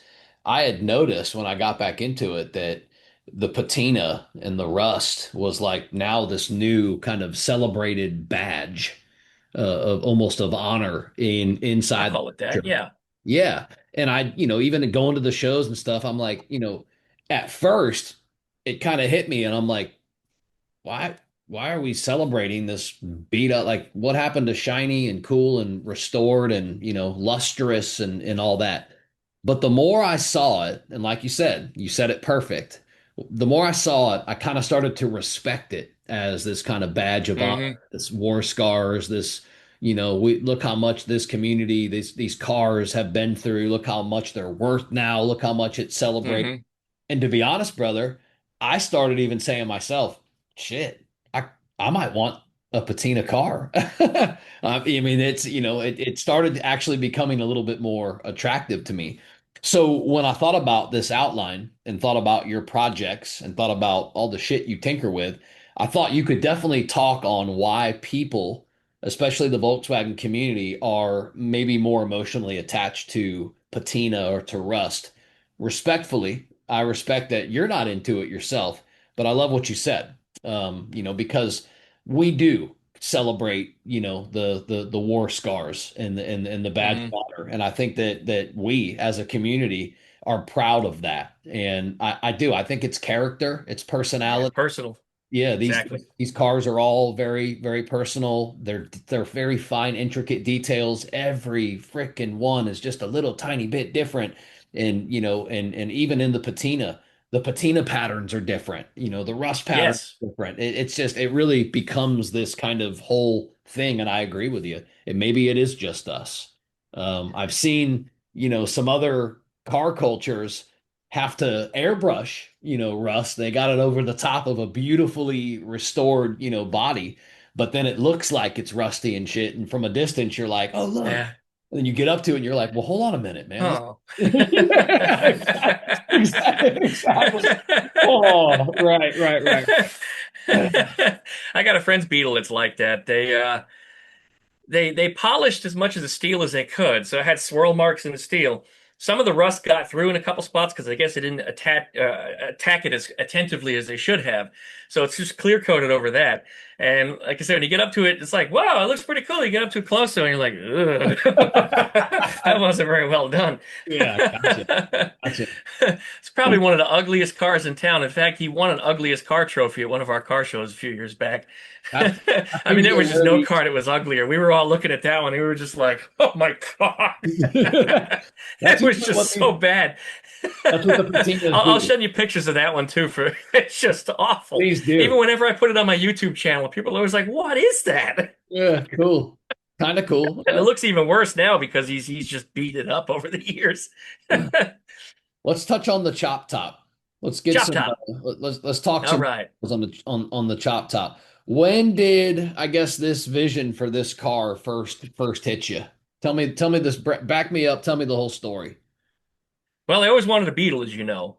And when I got my first one when I was 18 years old, I was very proud of that car, and I knew I was going to be cutting it up to repair all the rust and problems that it had. But I went to some just random car show, and this was in Fort Myers. I used to live down there. And in Fort Myers, they had this just cars and motorcycles. It was, I don't even remember where it was. It was just stuff. Anybody could bring anything. And some woman rolled in a chop top Beetle. It's the first time I had ever seen one. I didn't know that a car could look like that. I thought it came that way. I'm like, Dad, when did they make these? And my dad's like, that's a chop top. Somebody built that. And I had no idea that such a thing could even be done. I just, my mind hadn't opened up to that idea yet. I said, that's what I want. And my dad went, not to a Beetle. Like, why? He says, because all those curves and all those shapes, it's going to be the hardest one to cut. And he says, I'm just not interested. This is a seasoned body guy that had been doing body, 40 years. He's Wow. like, I don't want to touch that. He says, I'm not interested. It's too hard. I said, well, what if I bought a welder and I started cutting? He says, you'll never finish it. And he's probably right. 18 years old, I wouldn't finish it because I didn't finish the car ultimately because we both moved on with our lives, did other things. But yeah, that was when I first had the vision for it. And as you know, I ended up selling that car and I pulled the parts off of it. And then I ended up buying a 69 and a 73 up here years later. We're talking 15 years ago. And I had those two cars and I'm like, I want to chop one of them, but they're in too good a shape. They had some floor pan problems, but that's not body problems. If the body were just collapsing, that's the project I'm looking for. I said, I really want an oval. I said, all right, well, I'm going to take the saw to this 69 Beetle. We're just going to cut it up. And then on Craigslist, that same night, I saw an ad for an oval. Just down the street from here, right across the street from a Walmart, there's this oval sitting over there, and the guy's looking to scrap it. He wanted like $3,500 for it, and I was like, "That's not worth $3,500." I mean, the cars, was just everything was just caving in on it. The doors were shaking, the whole body was just twisting. I said, Wow. "There's no way it's worth that much. There's not that much there." I mean, this is spare parts for another project. You'd have to make everything to hold your spare parts together. He knew that. And he liked me. He took a liking to me and he liked my vision. And he says, I want you to have this car. And we worked out a really good deal. So much of a good deal, in fact. He gave me the car, 3 floor pans with it, a couple extra engines. He just said, clear my yard of all the Volkswagen stuff that you see. He says, I got to get it out of here. This is why I'm scrapping everything. I was like, okay. So we took the Beetle off of his trailer because it was going to go to the scrap yard that day. He says, I had given up selling it. And I came home and I looked at it and I said, this is the one. This is the one. We're going to cut this one. And I made the first video of me cutting it apart. And I caught a lot of hell about it, but nobody understood just how bad it was. I had to shake that door. The door would literally do this. You could just lift it up and down. Nuts. It was like a Lamborghini door. It didn't mean to be, but it would just fall right up. Yeah. So, yeah, I knew that was the one. I had the vision and I said, we're going to cut this one. And my um, thoughts changed a little bit. I wanted a slightly different style. I didn't want to just lower the lid. And I have been studying roof chops for over all these years. I even made a few model cars to understand the shapes and intricacies of how I wanted to cut this thing. And everybody told me you have to cut it into 6 pieces or 8 pieces. You got to section that roof and this and that. I said, no, you don't. I said, it's not going to look right. I said, look at that one. That one's been sectioned. That car's flat. Everything's goofy looking. It's all spread out. It doesn't look right. That natural curve, that bubble is gone. And Right. somebody says, section it and then put a bubble on it. I said, well, then your roof gutters look straight. You get this dome out the top of it, and it looks like the top of my bald head. I said, that don't look right either. I said, that's no good. So I decided I'm going to do this with one roof. And Eric Fernan, you know Eric? No. He's one you need to interview too. He had a whole chop top Beetle that he had built 10 plus years ago on Volksrods.com, I guess it was. I think they're still around. They have a forum, and he just documented his entire project from start to finish. And I looked at the way he cut his roof, and he didn't section the roof. He actually took the roof and cut it diagonally from the back windows down under the deck lid and pushed the whole roof forwards. And I said, I like what he did there. So I'm going to base some of what I'm doing on that and then spread the pillars out instead and do all the little intricacies in the pillars to make the pillars open up so that natural roof is there. But when I do this natural roof, I want to tip it forwards just a little bit on the front, bring this down. So the windshield is actually only about that tall. Ooh. And it got a lot smaller than it would have been otherwise. Otherwise, it might have been like that. And the back windows look a little bigger as a result, but it gives it that aggressive stance. It's leaning forwards, and she just looks angry. So I Ooh. put a little duct tape on the headlights just to give a little, angry eyes, and eyebrows kind of slanting down on her. But that was the vision I went with, and I ran with it. And I used one roof with a couple small slivers from a this and a that, because remember, I did have to cut that roof in half when the car broke. So I had to graft it back together and I had to extend it about that much in the middle just to give it a little bit more reach so I could get that natural curve and the natural slope was there. And when I brought it to Earl over at Classic Car Creations, and he had it for I think about 2.5 years while he was doing the paint and the work on it, because Wow. paint work will shrink. So he did all the fill in all these places because being a chop top, there's all this and that, there's welding scars, and he had to do a little bit of this and that to it. And if you start putting filler on things, it has what he calls dieback or shrink. So if you immediately paint over it, your paint shrinks and you get a groove. So it looks awful. So any filler that you put on a car, you have to make sure to accommodate for that. So he had lots of time to let the material shrink back. But when he finished it up, he's looking at it and he goes, "I saw a regular Beetle the other day. It looks weird." He says, "I'm so used to looking at this chop top, and it's so beautiful. The shapes are just perfect." He says, "A standard Beetle looks weird." He says, "It just doesn't look right to me anymore." I will admit, before I ask you about your biggest challenge on that car, I will tell you, I will admit this. I want a Volkswagen. Uh, and, Hmm. and it's only in recent times, last probably 24 months or so. Really, it's been since I've started doing this podcast, and I've had a few guys on that build them and that have some really badass cars. Um, they stand out at shows. I look at them now. Hmm. I love them chopped. I love the truck versions that they make. I love the larger back tires. I love the extended front ends. I'm really just Hmm. having this attraction towards them. And I keep going back and forth, man. I've got a 62 Beetle that is it's pretty solid, man. It's got a few spots. Passenger side floor needs to be done. Couple spots up on the car are rusted and need to be done. And I keep going Hmm. back and forth. I'm like, Volkswagen this thing or restore it and lower it and kind of, do some of the classic Beetle stuff that I also, I'm a classy guy, man. I like that look too. Ah, Hmm. I just don't know. Right now it's a project. I've got a 1776 in my garage that I'm waiting Hmm. to put in it. It's got, it's stock 1200 6 volt in it now. Pain in the ass. It never wants to start. The battery always dies, every Yeah, time what do you jump it with? exactly. So I Right. have a trickle charger that I keep on it plugged into an extension cord, and then sometimes that doesn't work, and I'm like, man, this is just getting Oh. it's too much. So now it sits under the cover, and I'm really trying to decide what I want to do with this. Carmen Gia is the project that we're completing and working on right now, though. So this 62 is taking the back burner. But the point was, I want a Volkswagen. They're so sexy. They're so cool. I like them so much. I even like when you Hmm. open up the back, and this 1776 that I have came off of a trike. So it's already got that external kind of, spun around and big ass exhaust that just shoots straight out, which I was going to have to take off to put into the car. And so now sometimes I look at the back of for some of the Volkswagens and I'm like, man, they took that off, that off. That engine would just sit right back there, man. It looks so damn Yeah, good. put it Yes, right in. exactly. So yeah, anyhow, this ain't about me. This is about you. Back to this car though. What was one of your biggest challenges? What was one of the hardest parts of building it? Was it the roof? Actually, that was easy. I had the Okay. vision for it, and because the roof is one piece, it's just put it on.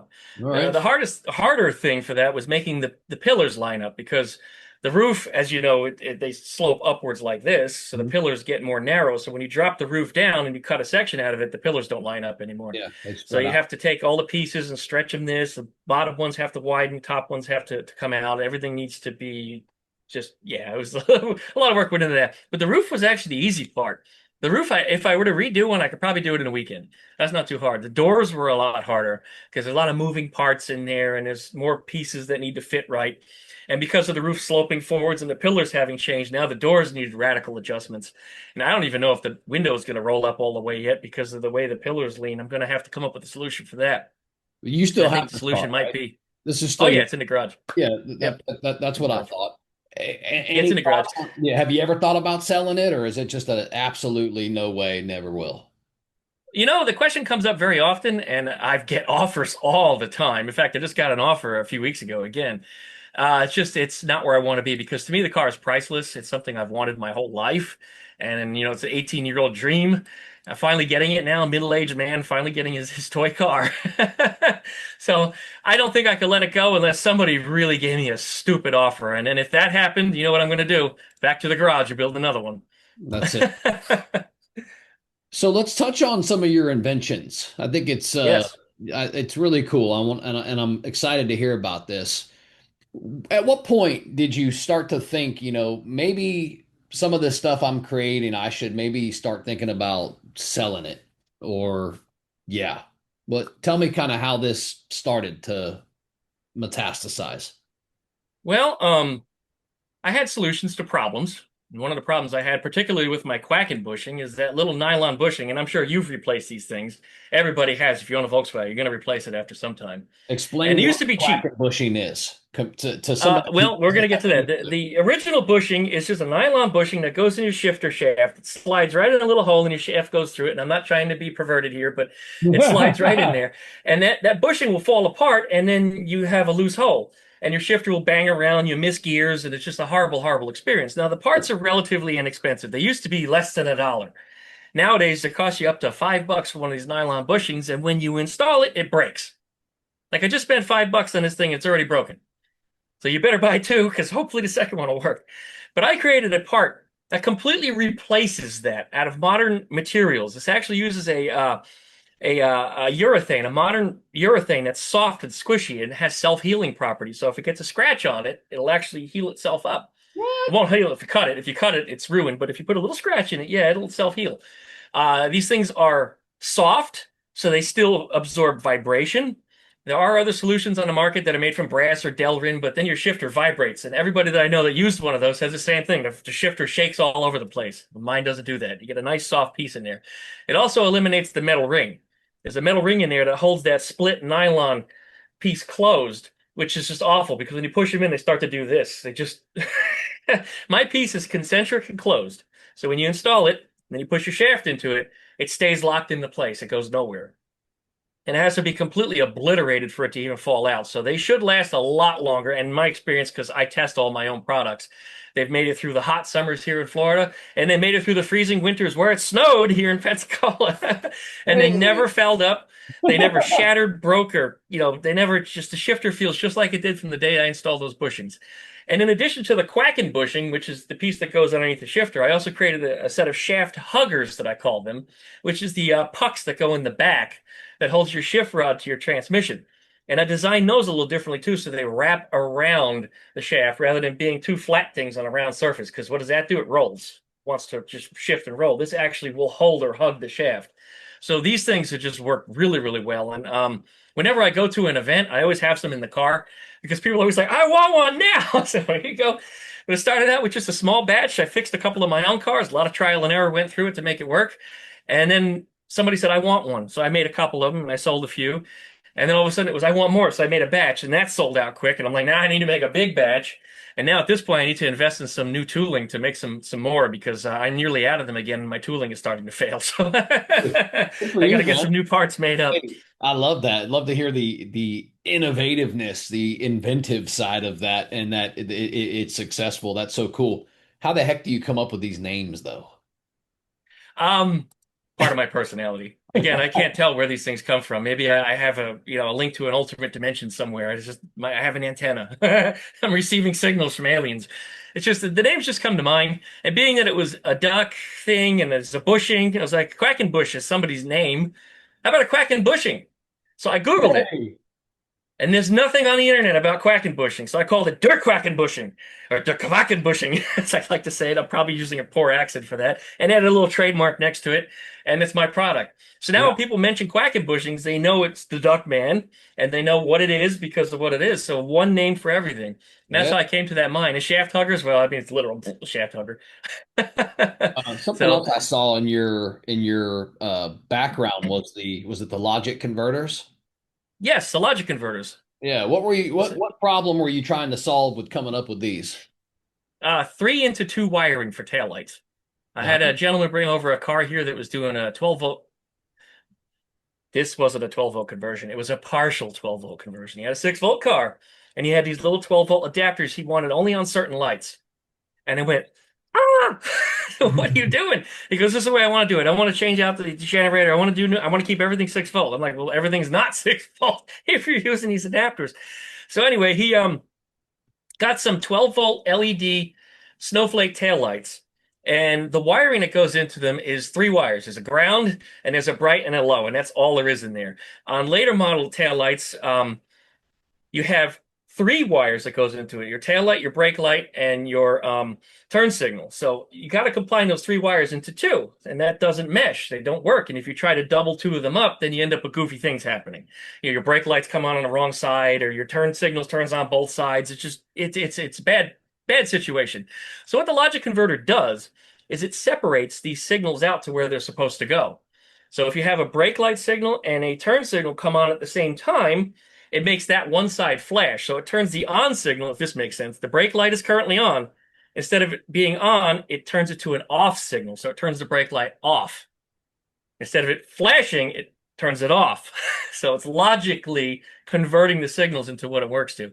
So he had this goofy setup. He had his 12-volt lights. He had the wrong turn signal switch. And I said, there's only one way I know how to make this work. And I said, we can use a trailer adapter.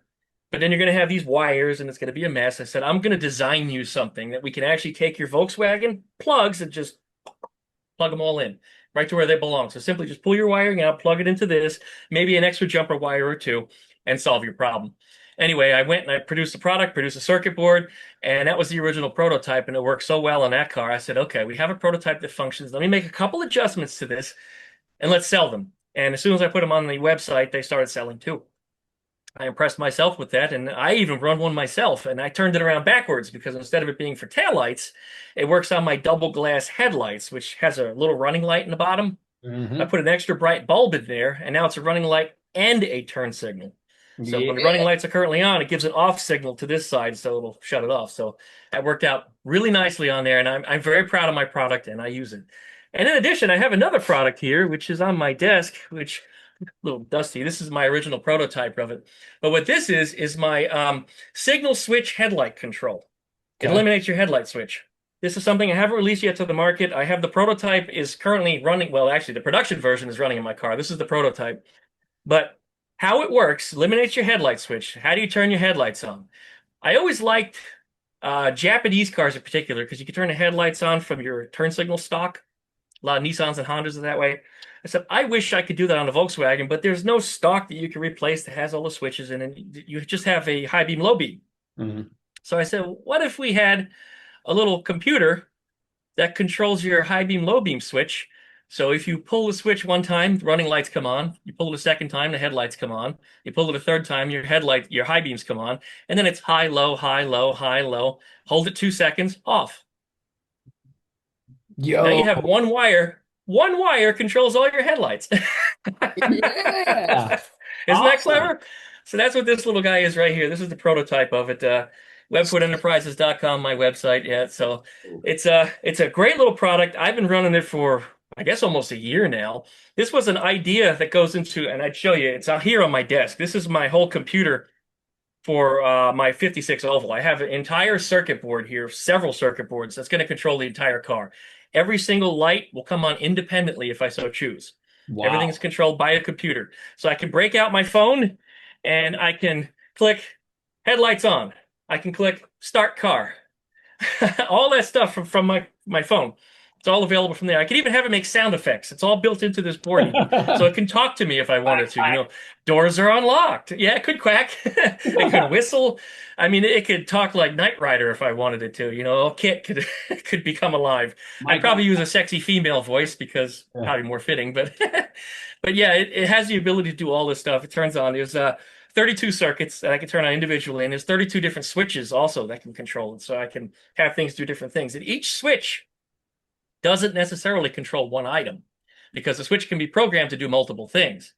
Like I did with this thing where you pull the switch multiple times and it does different things. You could double tap things and Oh, have things do cool. things. You can hold things for 2 seconds and it does something different. So I try to set it up intuitively. There's a lot of programming that's going to have to go into it. That's another one of the things that I do, computer programming. That's actually my background. So I've since retired from that mostly, but I'm using my skill set into building this board here. And it's sitting right here on the desk. I just can't show you because it's got temporary wires and things bridging to circuit boards and things that are just going to Yeah. fly apart. It's in a So test mode right now. so I probably shouldn't ask then what's next because that is next, right? That is the Now next. that is something that I'm working on. Yes, Okay. that is something. There's a lot of different somethings. I mean, after this car gets together, I do have my '67 bus that I need to finish up. Um, I Nice. was working on that. I forget the name of the hurricane that came through here, but I was out of town at the time because I had just lost my father at the time, and I was down at his house cleaning things up.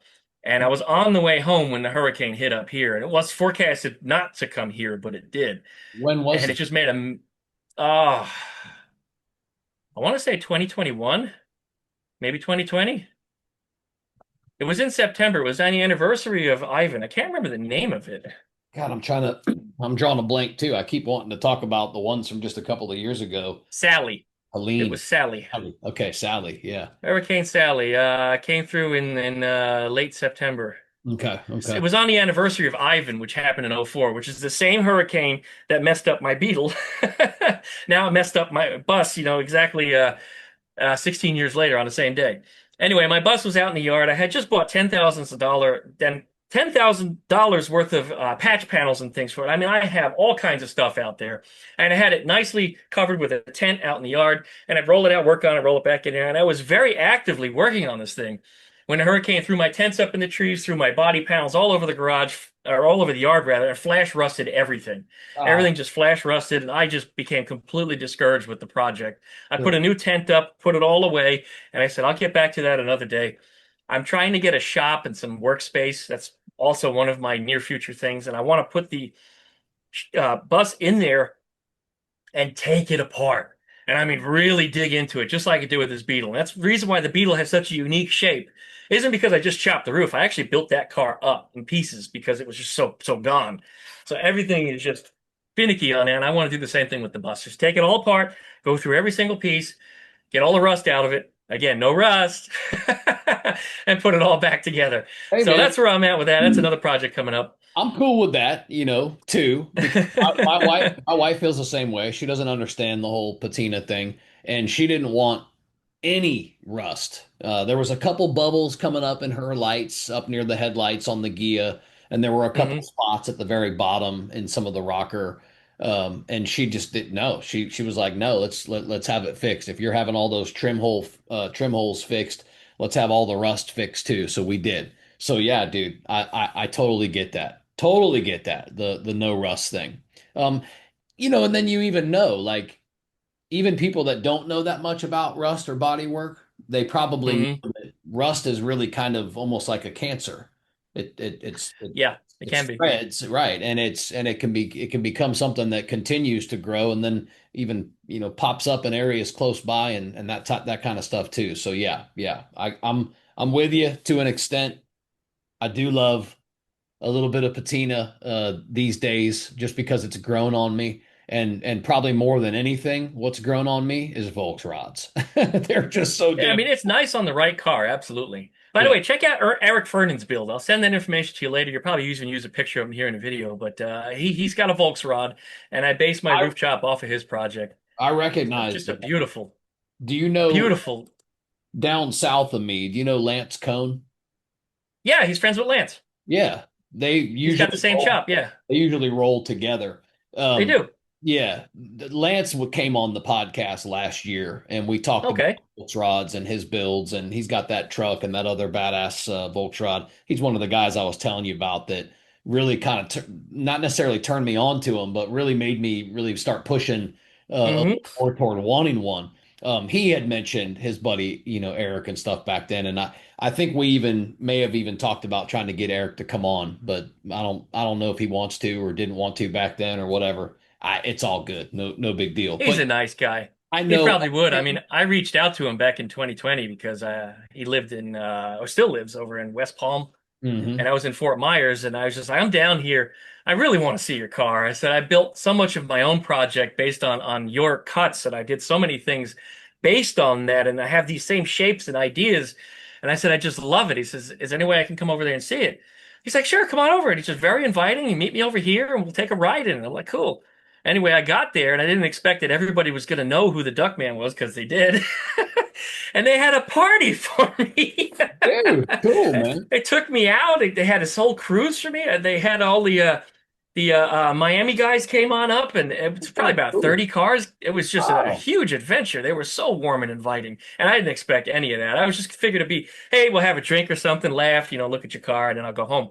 No, I spent the whole night out there, and it was an adventure. I made a whole video of the day too. It was fun. It was So really fun. I'm very thankful. let's go opposite end of warm and inviting. All right. Uh-oh, here we go. Yeah, I know. We knew we like to save the best for last. All right. So Oh, the best stuff for last, yeah. without naming any names, tell us what happened that you've kind of touched on a few times here in this episode that pushed you to leave your old club. Well, there was a leadership takeover. Wild Bill, who was the president of our club, I said a name, that's the only one I'm going to say, decided he's going to retire from the club for multiple different reasons. He had some stuff going on and wanted to get out. So I thought about stepping up myself, and he was for the idea. He's like, you probably should do that. But I was like, I don't have the time for this. I retired for a reason. I don't want any of this drama. I don't want the nonsense. I don't want to have to be the leader again and, run another business. And he's like, well, maybe you should rethink about it. And I kind of did. And then all of a sudden, somebody else stepped up, and it was somebody else I was supportive of. And I was like, good, this is a good choice. Well, negativity came out of it. Just a lot of negativity. A lot of people towards people, ideas. There was just a large amount of anger, arrogance, difficulty with sharing things and ideas, trying to steer this person or people in down the right road and just steer them in the right direction. I said, you're taking a path of no return. You're damaging the reputation of the club. And it turned into outright hatred towards me. And I'm like, I'm trying to help you. I'm on your side here. I said, this is my club too. This is my home. And if everybody else is hating on these ideas that you're doing and these things aren't working, we need to make adjustments and we need to do them now. I said, you need a PR guy. I'll do your PR. Who could do it better? I'm the guy that draws attention to himself. And they said it themselves. You're the face of the club. Well, if I'm the face of the club, then I need to be the face of the club. You don't want me talking to people, apparently. For whatever reason, there was these personal problems with me. They didn't like me personally. Maybe it's because I'm loud. Maybe it's because I'm obnoxious. And if my name and picture were to be anywhere in the dictionary, it'd probably be next to the word obnoxious. So very often I do rub people the wrong way, and very often it's on purpose. So when it got to the point that anything that I was trying to do that was helpful to steer the club in the right direction was being just I'm trying not to be foul because I've never used foul language in any of this stuff ever, ever. And that's important here, and that's part of this topic because this other people can stand up in front of a crowd of the club and curse and swear. And I've never done that. I stand up in front of the club and don't sit down with my knees to my chest. I give people respect, absolute respect. So this, the way the club was being treated, the way the people were being handled, the way things, volunteers, elected officials were being kicked out. Things were just, it was, yeah, I know, you're elected to be this role for the next year. You don't like the way they're doing things, so you kick them out? That doesn't work. You kick me out because you don't like me? And I'll never understand this. I'm from New Jersey, as I've made clear. And where I come from, whether you're a wise guy or not, the biggest earner is the one that determines their rank. So if you're coming in with the most money, and that's something that I'm going to toot my own horn here. I come in with about 2/3 of the money every year to that club. And you're not on the side of the things that I'm doing, and you're not helping me to do my job. Instead, you're working against me. Yeah, you're kind of in the wrong spot. You kind of don't need to be there. And the way I see leadership is you have to take your, actually, there's two types of leadership. There's the one kind of leader that can take somebody and make themselves look above them by knocking them down, whether they be condescending, maybe they criticize their work, maybe they overwhelm them, maybe they're just rude. All those things happen. Or there's a second kind of leadership where you take the people that are below you and you put them above you. You say, they're doing a better job than me. I know they can do this. They can handle this. And you give them all the tools that they can to succeed. That's the leader that I want to be. I can't say that I am. Somebody else has to tell me that. That's the leader that I aspire to be. Instead, we were getting the latter. And that just pushed me. It just pushed me. And it got to the point one afternoon where all this negative PR, because they don't know how to handle PR and they don't know how to say the right things to people, has aggravated and upset, not just our club, but the clubs surrounding us. So a 250-mile radius from New Orleans to Tallahassee to, north of us in Alabama, everybody's upset because we had the biggest car show in this local community. And to watch everything just crumble and fall apart was very upsetting to everybody. Mm. So people began to reach out to me and ask me what's going on. And I said, well, I'm not doing the PR. I can't say. I'm not here to tell you negative things. I'm here to tell you positive things. And if they are doing something that's off, maybe you need to use the right words to make it sound good. Polish it. Instead, you're giving a turd to everybody and you're telling them it's a turd and you're expecting them to eat it. And that doesn't work.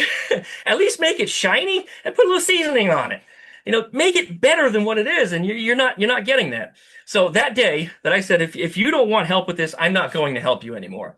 And I used the Batman quote, and I forget what it was. It's when Christian Bale was on the subway train and he was about to stab somebody or something, and the bad guy said to him, "Oh, so you're just like us, huh?"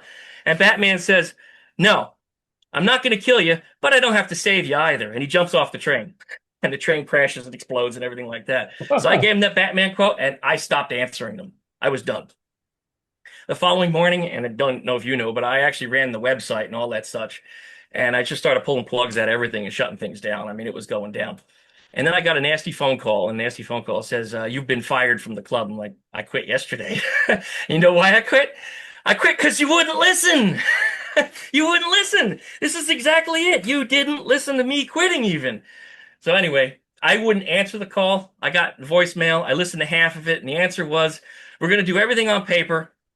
Get rid of the website." Okay. This is delete key. Boom. Done. I talked to my legal advice to make sure I did the right things. He says, "You're good." He said, "There's always that possibility somebody might sue you for it." I said, "Well, the time frame they're going to sue it, they'll never get it." He says, "It still could happen." I said, "I doubt it's going to cost money." Who wants to pay money for, a nonprofit? I said, "I want to be disconnected from them." He says, "Do they have their data?" I said, "Yes." I put a fail-safe in place so that way if anything ever happened to me, and this is being a wise IT guy seasoned for having done this 30 years, if something happened to me, what would they do? They have their backup. All of the backup data is in their PayPal account because every order that comes through, I send a copy of it over there and a full invoice. Here's your car registration, year, make, model, name, right? You bought a t-shirt, what size? It's all there. Mhm. They have all their data.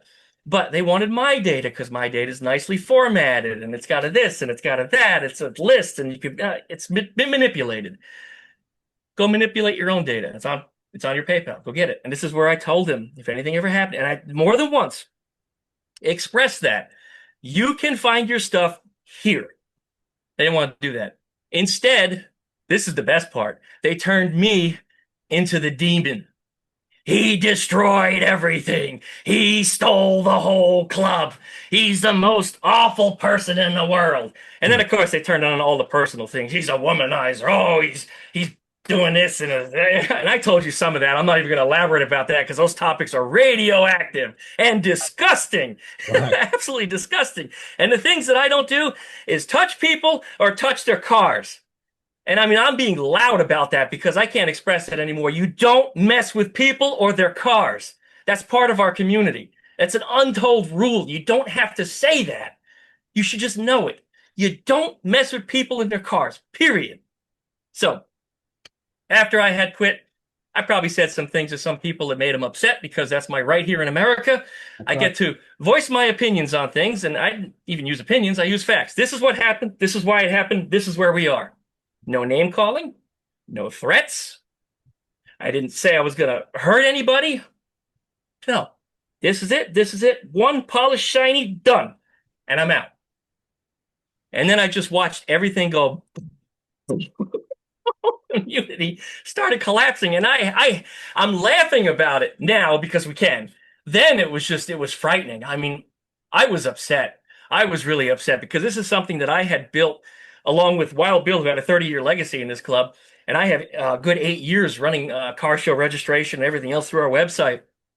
I took our car show from 80, 90 cars to over 200, and it was just growing continuously. Just to watch this all just fall apart because some new people stepped up and decided that they didn't want things the way they were, and that things worked, but they didn't like the way it worked. They wanted something different. And unfortunately, the public generally didn't agree. They just generally didn't agree. So very quietly, I sat in the background and I started planning the things that I do. And I kept getting asked by other people in the local community, "Are you going to start your own club?" And it was a no. No, no, I don't want to start my own club. I really don't. I said, I'm really not interested in that. And then I started getting people who says, "You need to start a new club." You think so? I said, yeah. I said, what we have is just not it. I said, you were doing things before. We like the way you were doing things. People know who you are. People respect you. And I was like, but this is not what I'm seeing. I said, these people are telling everybody these things and others are believing it. I said, no, most of us don't believe it. We just want to be included in a car club culture, and this is the only club we have. I said, okay. So I started planning, came up with the name first. There's oil slickers. And I'm like, uh-oh, there's another oil slickers. Can't do that. No, it's like, well, why don't we make it sound like a little culture or some kind of a private, group or organization, something secret, a secret society. And I was like, Oil Slicker Society. Like, now we got something. OSS. Okay. And we got an idea. And then I said, OSS, OS. That don't sound right. Ozzy Osbourne had just passed at the time. And I was like, Ozzy, OSSI, International. Let's think big. Oil Slicker Society International was born. I got this all written out on paper, and this was sometime in late September. Start I with came the up with a end in logo. mind. Yeah, I came up with a logo. I came up with our color, orange. Did that because it's warm and inviting. It's also was a seasonal thing. We launched on Halloween of all things. Just coincidentally worked out that way, and our colors just happened to be black and orange. So I was like, this is just it's meant to be. Everything just worked out that way. So I launched it silently without saying anything on Halloween in the evening. I was the first registered member. The next day was the show in New Orleans, and Wild Bill had gone over there, and I was watching my machines, which were actually in that closet behind that door where my servers live. And I was sitting right here at this desk, making sure that nothing fouled up because everything that I had built for this website, everything in the structure, everything was untested at this point. Nobody had been through the system yet except me. Is it going to work? And more importantly, are people going to want what I've built? Are people going to be interested in this? And my original plan, my original goal, which hasn't even happened yet, supposed to be mid-summer, which we just started summer last weekend. So sometime mid-summer, I wanted 20 to 30 members. That was the goal. 20 to 30 members. I figured about 9 months of time, I could get 20 or 30 members. I'll get a decent following, and we could finally start organizing a show or something with that. Well, the first week we had 50. I still can't believe that myself. First week, 50 members. Tell me this. What is member? What does it take to be a member? Well, it's real simple. Hop onto the website and pay your fee. It's $20. Okay. That's the initial thing as far as the paperwork is concerned. But what does it take to be a member? You want to be part of a community. That's really what this is about. It's about love and sharing. This is about being a we culture. It's not about a me culture. It's not about an I culture. And you said it best in your other post, which is what made us communicate. It's not a us versus them. This Hmm. is a we. Right. And we includes this other club. It also includes all the clubs that are around us. Even though I was told by the other leaders that other clubs don't matter, they matter greatly. The entire community matters around the world, internationally, which is, again, one of the reasons why we chose that name. We as a Volkswagen culture support each other. Even if it's just verbal, we're there. But So we you make sure probably, locally here. I'm so you, sorry? I was saying, so you probably didn't expect your near 150 members, a Oh, yeah. little under 200 days. Impressive, brother. In the first 2 months, it was 100. So by the end of the year, we had 101 and 155 sitting right now currently. Last I looked, it actually could be different. Let's find out. I'm curious. Go ahead. Come on. Let it refresh here. Let's do something dramatic. No, it's still 155. All right. So while 155 members with 173 cars registered in the system, 250 photos.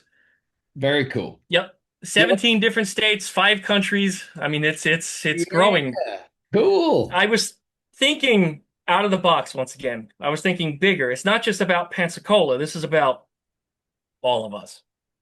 Give And us it's just the give us the analogy I long have been term. using because I had been hearing from others that the other club was saying that there's not enough room in this town for two clubs and it's going to be a turf war. I'm like, come on, guys. There's this pie, which is our community. And this is an analogy I used every single time. And there's only so many ways you can cut up that piece of pie until you're getting these little tiny slivers for everybody. And everybody likes pie. And do you want a little sliver of pie or do you want a big piece of pie? You tell me, you, Joe, do you like pie? Uh, Depending on what kind of pie, I'm down with pie. Well, would you prefer a small piece or a reasonably big piece? I'd probably have a reasonably big piece. Right. Well, here with the Oil Slicker Society, we're taking all the pieces of the pie and giving to you at the same time. So you get the whole pie. You Nice. get the whole pie. It's not about pieces of the pie anymore. It's not about arguing or picking or choosing. It's now giving everybody everything. You get all of it. It's our entire culture. It's our entire community. Everybody is joining together on this thing. And So what's because of this culture, which the vision? I don't think, yeah, everybody else hasn't really put this into to print or into a bylaws structure or anything else until I might be the first until I came along and actually did this. And all of a sudden, everybody's going, you know what? The Duckman might make a lot of goofy mistakes on YouTube, but he might be onto something here. And I got an awful lot of followers from it. I mean, people from all over, people I've never talked to before, people in other states are just like, I want to support you in what you're doing. We really like this. And I've even been approached in other states and other areas to open other chapters already. Yeah, And we're cool. so young. I know, isn't it? It's amazing. It It's just really is. absolutely amazing. So I have to think bigger. My targets are no longer around the Pensacola Bay area. My culture or the targets. Yeah, there you go. We've thought about that with Salty Dub. With same hmm thing with Salty Dub. I think well, it's not a club or anything yet, but the Facebook page has over 1,000, 1,200 followers, and it's just our business that we started to start hmm promotional events. We do like 4 or 5 events per year here in the greater Tampa Bay area. Me and my buddy Alan, he's the guy that owns Vera Upholstery. But hmm same stuff. People email us and they're like, "Hey man, we need a Salty Dub, Central California, Southern California. We need one in New Jersey and New York and Miami wants to get hmm on." And it's not something that we've established or even have put thought behind yet. We both have full-time jobs and all of that. But again, this is not about me. I just think it's interesting to hear how when things I feel like are meant to be and your heart is in the right place, hmm the general public ends up showing up and they want to get behind it and they want to support it, dude. That's the words I keep hearing. A lot of people were saying that this proves that it was needed Yeah, yeah, and yeah. that I just happened to do the right thing. And I just, I'm amazed that it was me. I figured it would have been somebody else to do something like this. I mean, I'm an idea guy, but I'm an idea that builds things for myself. And Yeah, ultimately, I did build the club for myself. If you browse through our bylaws, you'll see that all the things that I wrote up in there were the things that happened to me that I'm not ever going to let happen to another member. yeah, good, So nice. all that was written up in there. And one of the big things is our freedom of speech, our Bill of Rights. We have that in this club. You can speak. Of course, we're asking you to be nice. If you go to an event, don't start cursing and swearing at everybody and flipping off children kind of thing. But keep yourself civil. But freedom of speech is encouraged. We want you to speak out because we want your opinions and we want to fix things and make them better if they need to be. So that's why we're here. And so far, I think I've done the right things because not many people have wanted to make any changes at all. People are really on board with what we're doing. And it's growing. It is growing. It's There's growing some so fast, Yeah, just so so fast. It's scary. there's But even more proof. all this positivity that we have here is just we don't have negative press releases of any sort. And I haven't had to say anything bad at all to my members yet, except one of our products wasn't selling that well. So we're just going to discontinue it. So what? Everything has been good. But, with negativity, you can't have that be the basis of your club or your organization, your culture. I Right. said negativity isn't sustainable unless you're a weatherman. If you're a weatherman, then negativity is great. If you're the press, negativity is great. People buy this stuff. For us, no, we don't need that here. We don't need that. This is about positivity. It's about growth. It's about helping the community and making things better for everybody. Let's touch on that community aspect. What are hmm what are things, right, that come to the top of your mind that the Volkswagen community gets wrong today versus what are some of the things that they actually still get right today? Oh, community, that's a very good question. Seeing as how I'm very actively involved in the Pensacola community, and I have been elsewhere, I've been in Western Kentucky before, I've been in Fort Myers, I did New Jersey. I gotta say that our community here is in general more inclusive. There's a lot more Volkswagen owners that want to do things.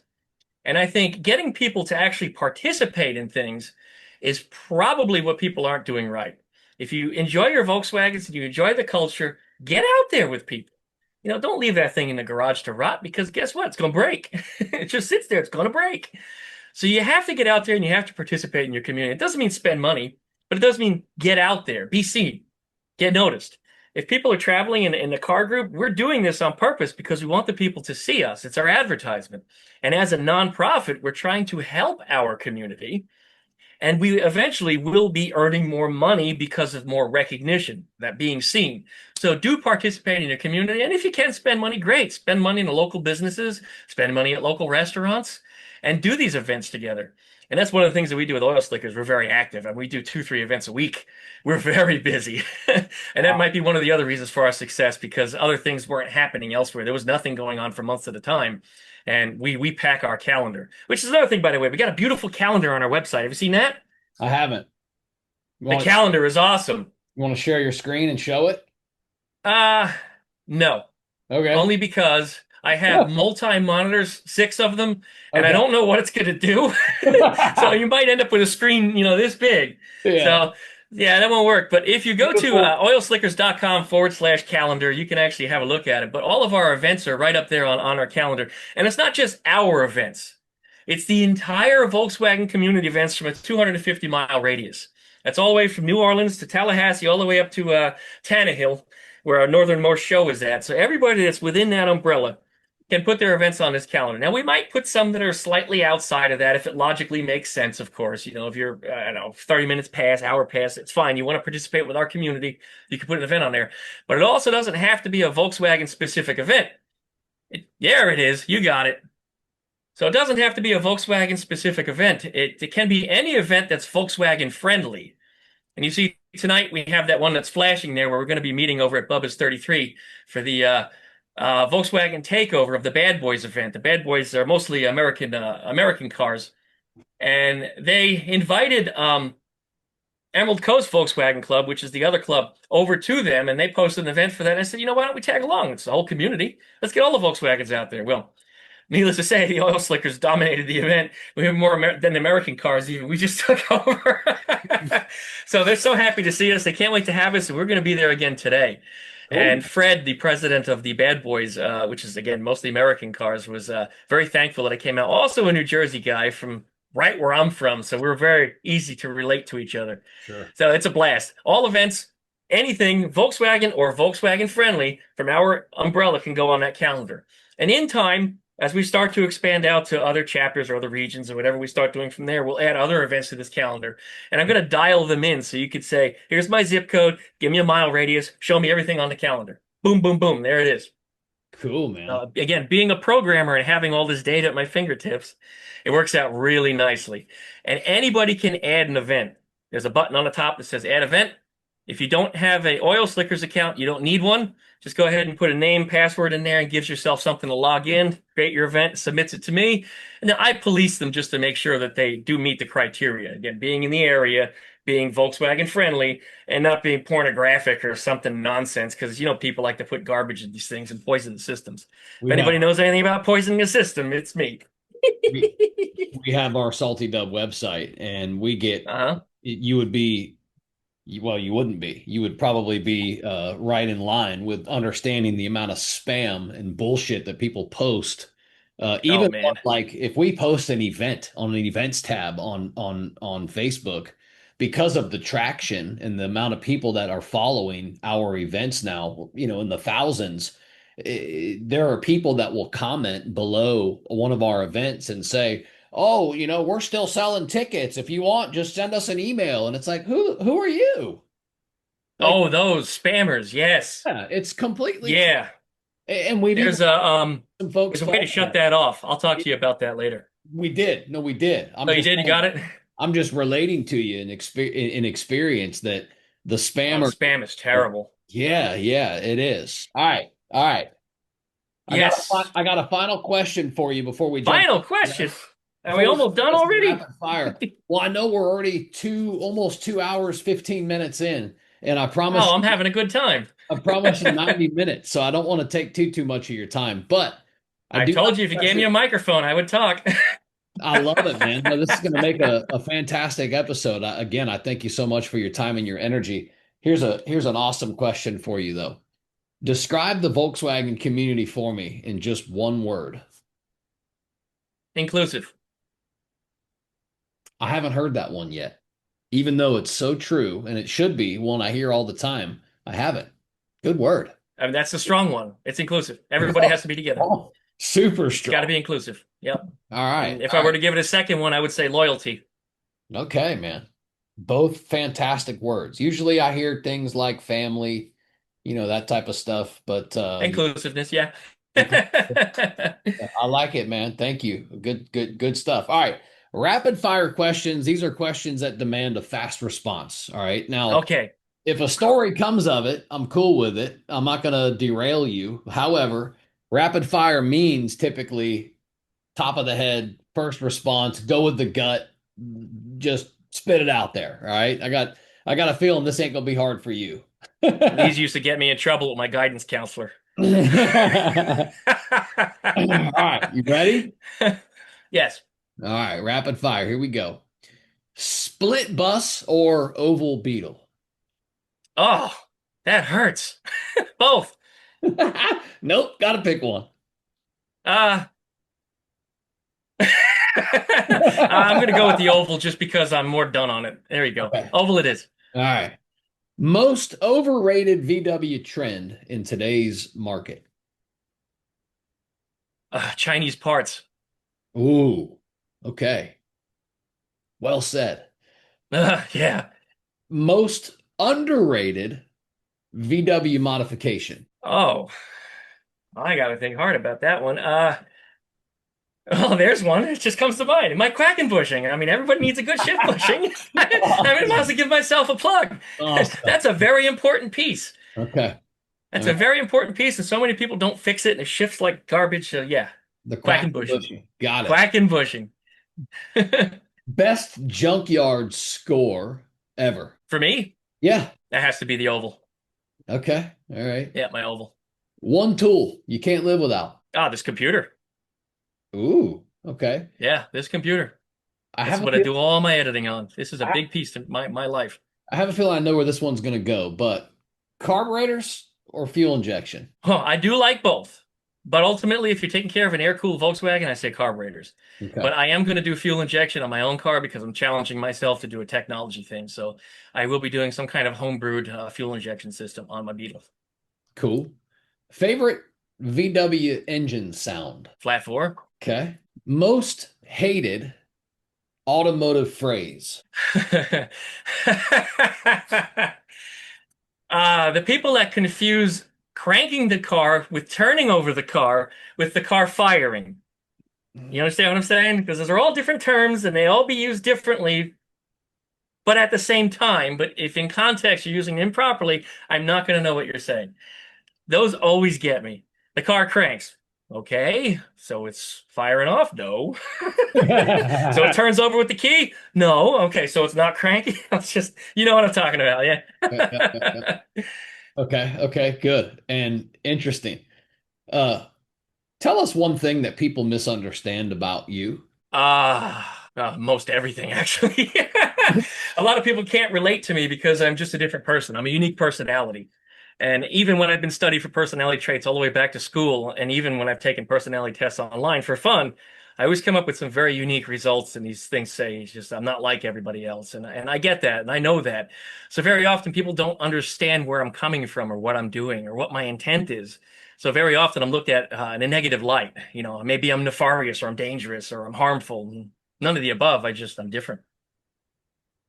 Usually that's the one that gets the most attention though and the most energy. right? Yeah. Is the different one, the unique one, the one that's the one of a kind type Yep. person. What comes with that though usually is a following of a lot of people that actually relate to it, because I was so surprised. we're all a little, different. And it's We are different. yeah, and it's And not that's what I like about people, actually. It's exactly. the one thing I like about people. And I never realized I was a people liker until I did this club. And I started to realize how much I do like people. I used to be a real misanthrope. I think people are always going to do the wrong thing. And I noticed that people, when you have somebody that's put the right things in place, that people are making the right decisions, and they are making the right choices, and they're taking care of each other. And this inclusivity that I mentioned before is important. And yeah, that's where I'm going with that. What do you want people to remember about the Duckman? Oh, like after I die or something? Sure. Legacy, we can Mm, touch on that. Yeah. What do you I know, want? I got the Frank Zappa answer to that one. Doesn't matter. I won't be here to know. Okay, I'm gonna Yeah, take that doesn't and matter. run on that. Yeah. So tell us this: where can people find you online? Where can people join Oil Slickers? Give us the details, the data, so people can that don't know you or don't know about Oil Slickers yet can actually locate you. I am very, very easy to find. You can search Oil Slicker Society International or just even Oil Slickers up on YouTube, Facebook, or on Google or any of your favorite search engines. You're guaranteed to find us. If you want to hit the website up directly, go to oilslickers.com. And if you'd like to have a personal conversation with me or you want to know more about my YouTube channels, I'm real easy to find also. Duckman Cycles is the easiest way to look for me. Search for those in any of your favorite search engines. Look for me on YouTube, Facebook, I'm there. I've got Facebook groups for chat. Oh, geez, I got so many Facebook chat groups just for me, which is amazing. But again, draw the attention to myself. But you could easily find me in all these different places. And if you want one place that you can find everything, and I know you're going to love this, check out duckshit.net. All of my links to my social media are there, all of my contact information. It's the best way to reach me always, because if I change anything, you'll find it there. Okay. Duckshit.net. Let's go. Duckshit.net. All right. Final message to the Volkswagen community from you. Final message. Yeah. Love each other. I mean, it's really important. Take care of each other. If you have somebody that's broken down, somebody needs help, this is part of our community, our culture. Other clubs, other cultures are not like this. You don't see the Mopar guys rushing out to get a tow bar to bring somebody home. It's about the Volkswagen guys. So take care of each other. It's really important. Embrace the new people. You get new people to come in here. They don't know this stuff. And I mentioned that earlier in the video. They don't even, maybe not even want to work on these things. They just want to be part of that culture. Yeah. Even if they don't have a Volkswagen and they want to be part of their culture, invite them in. And we have some members that have Camaros, some members that have other GM products. Somebody in there owns a Nissan, a Cadillac. It's like, why are you here? It's like, I want to be with you guys. I want to do what you do. So come on out. Bring your Camaro. Come on. Join us. And that's really it. I mean, just inclusivity. Bring everybody. Bring your friends. This is your family. We have chosen you, and I want you to be there. And that's really what it's about. So tell everybody that and include everybody in whatever it is that you do. And that doesn't mean you have to give them free parts or you have to give them free help to everything, but be there for them when they're looking for help. Find them the answers that they need. Just be there. And that's a wrap for this episode of Dub Life Diaries. Thanks for riding along with us and diving into these incredible stories of the people in the dubs that drive their dreams. If you loved today's episode, don't forget to subscribe or hit that follow button so you never miss an adventure. Do you have a story to tell or know somebody else who's living the dub life? Awesome! Reach out to us. You can find us on all socials at Dub Life Diaries or shoot me an email. I'm not hard to find. dublifediaries@gmail.com. Until next time, keep the engines humming and the wheels turning, and always follow the road that inspires you. This is Joe Person. I'm signing off. I'll catch you on the next ride.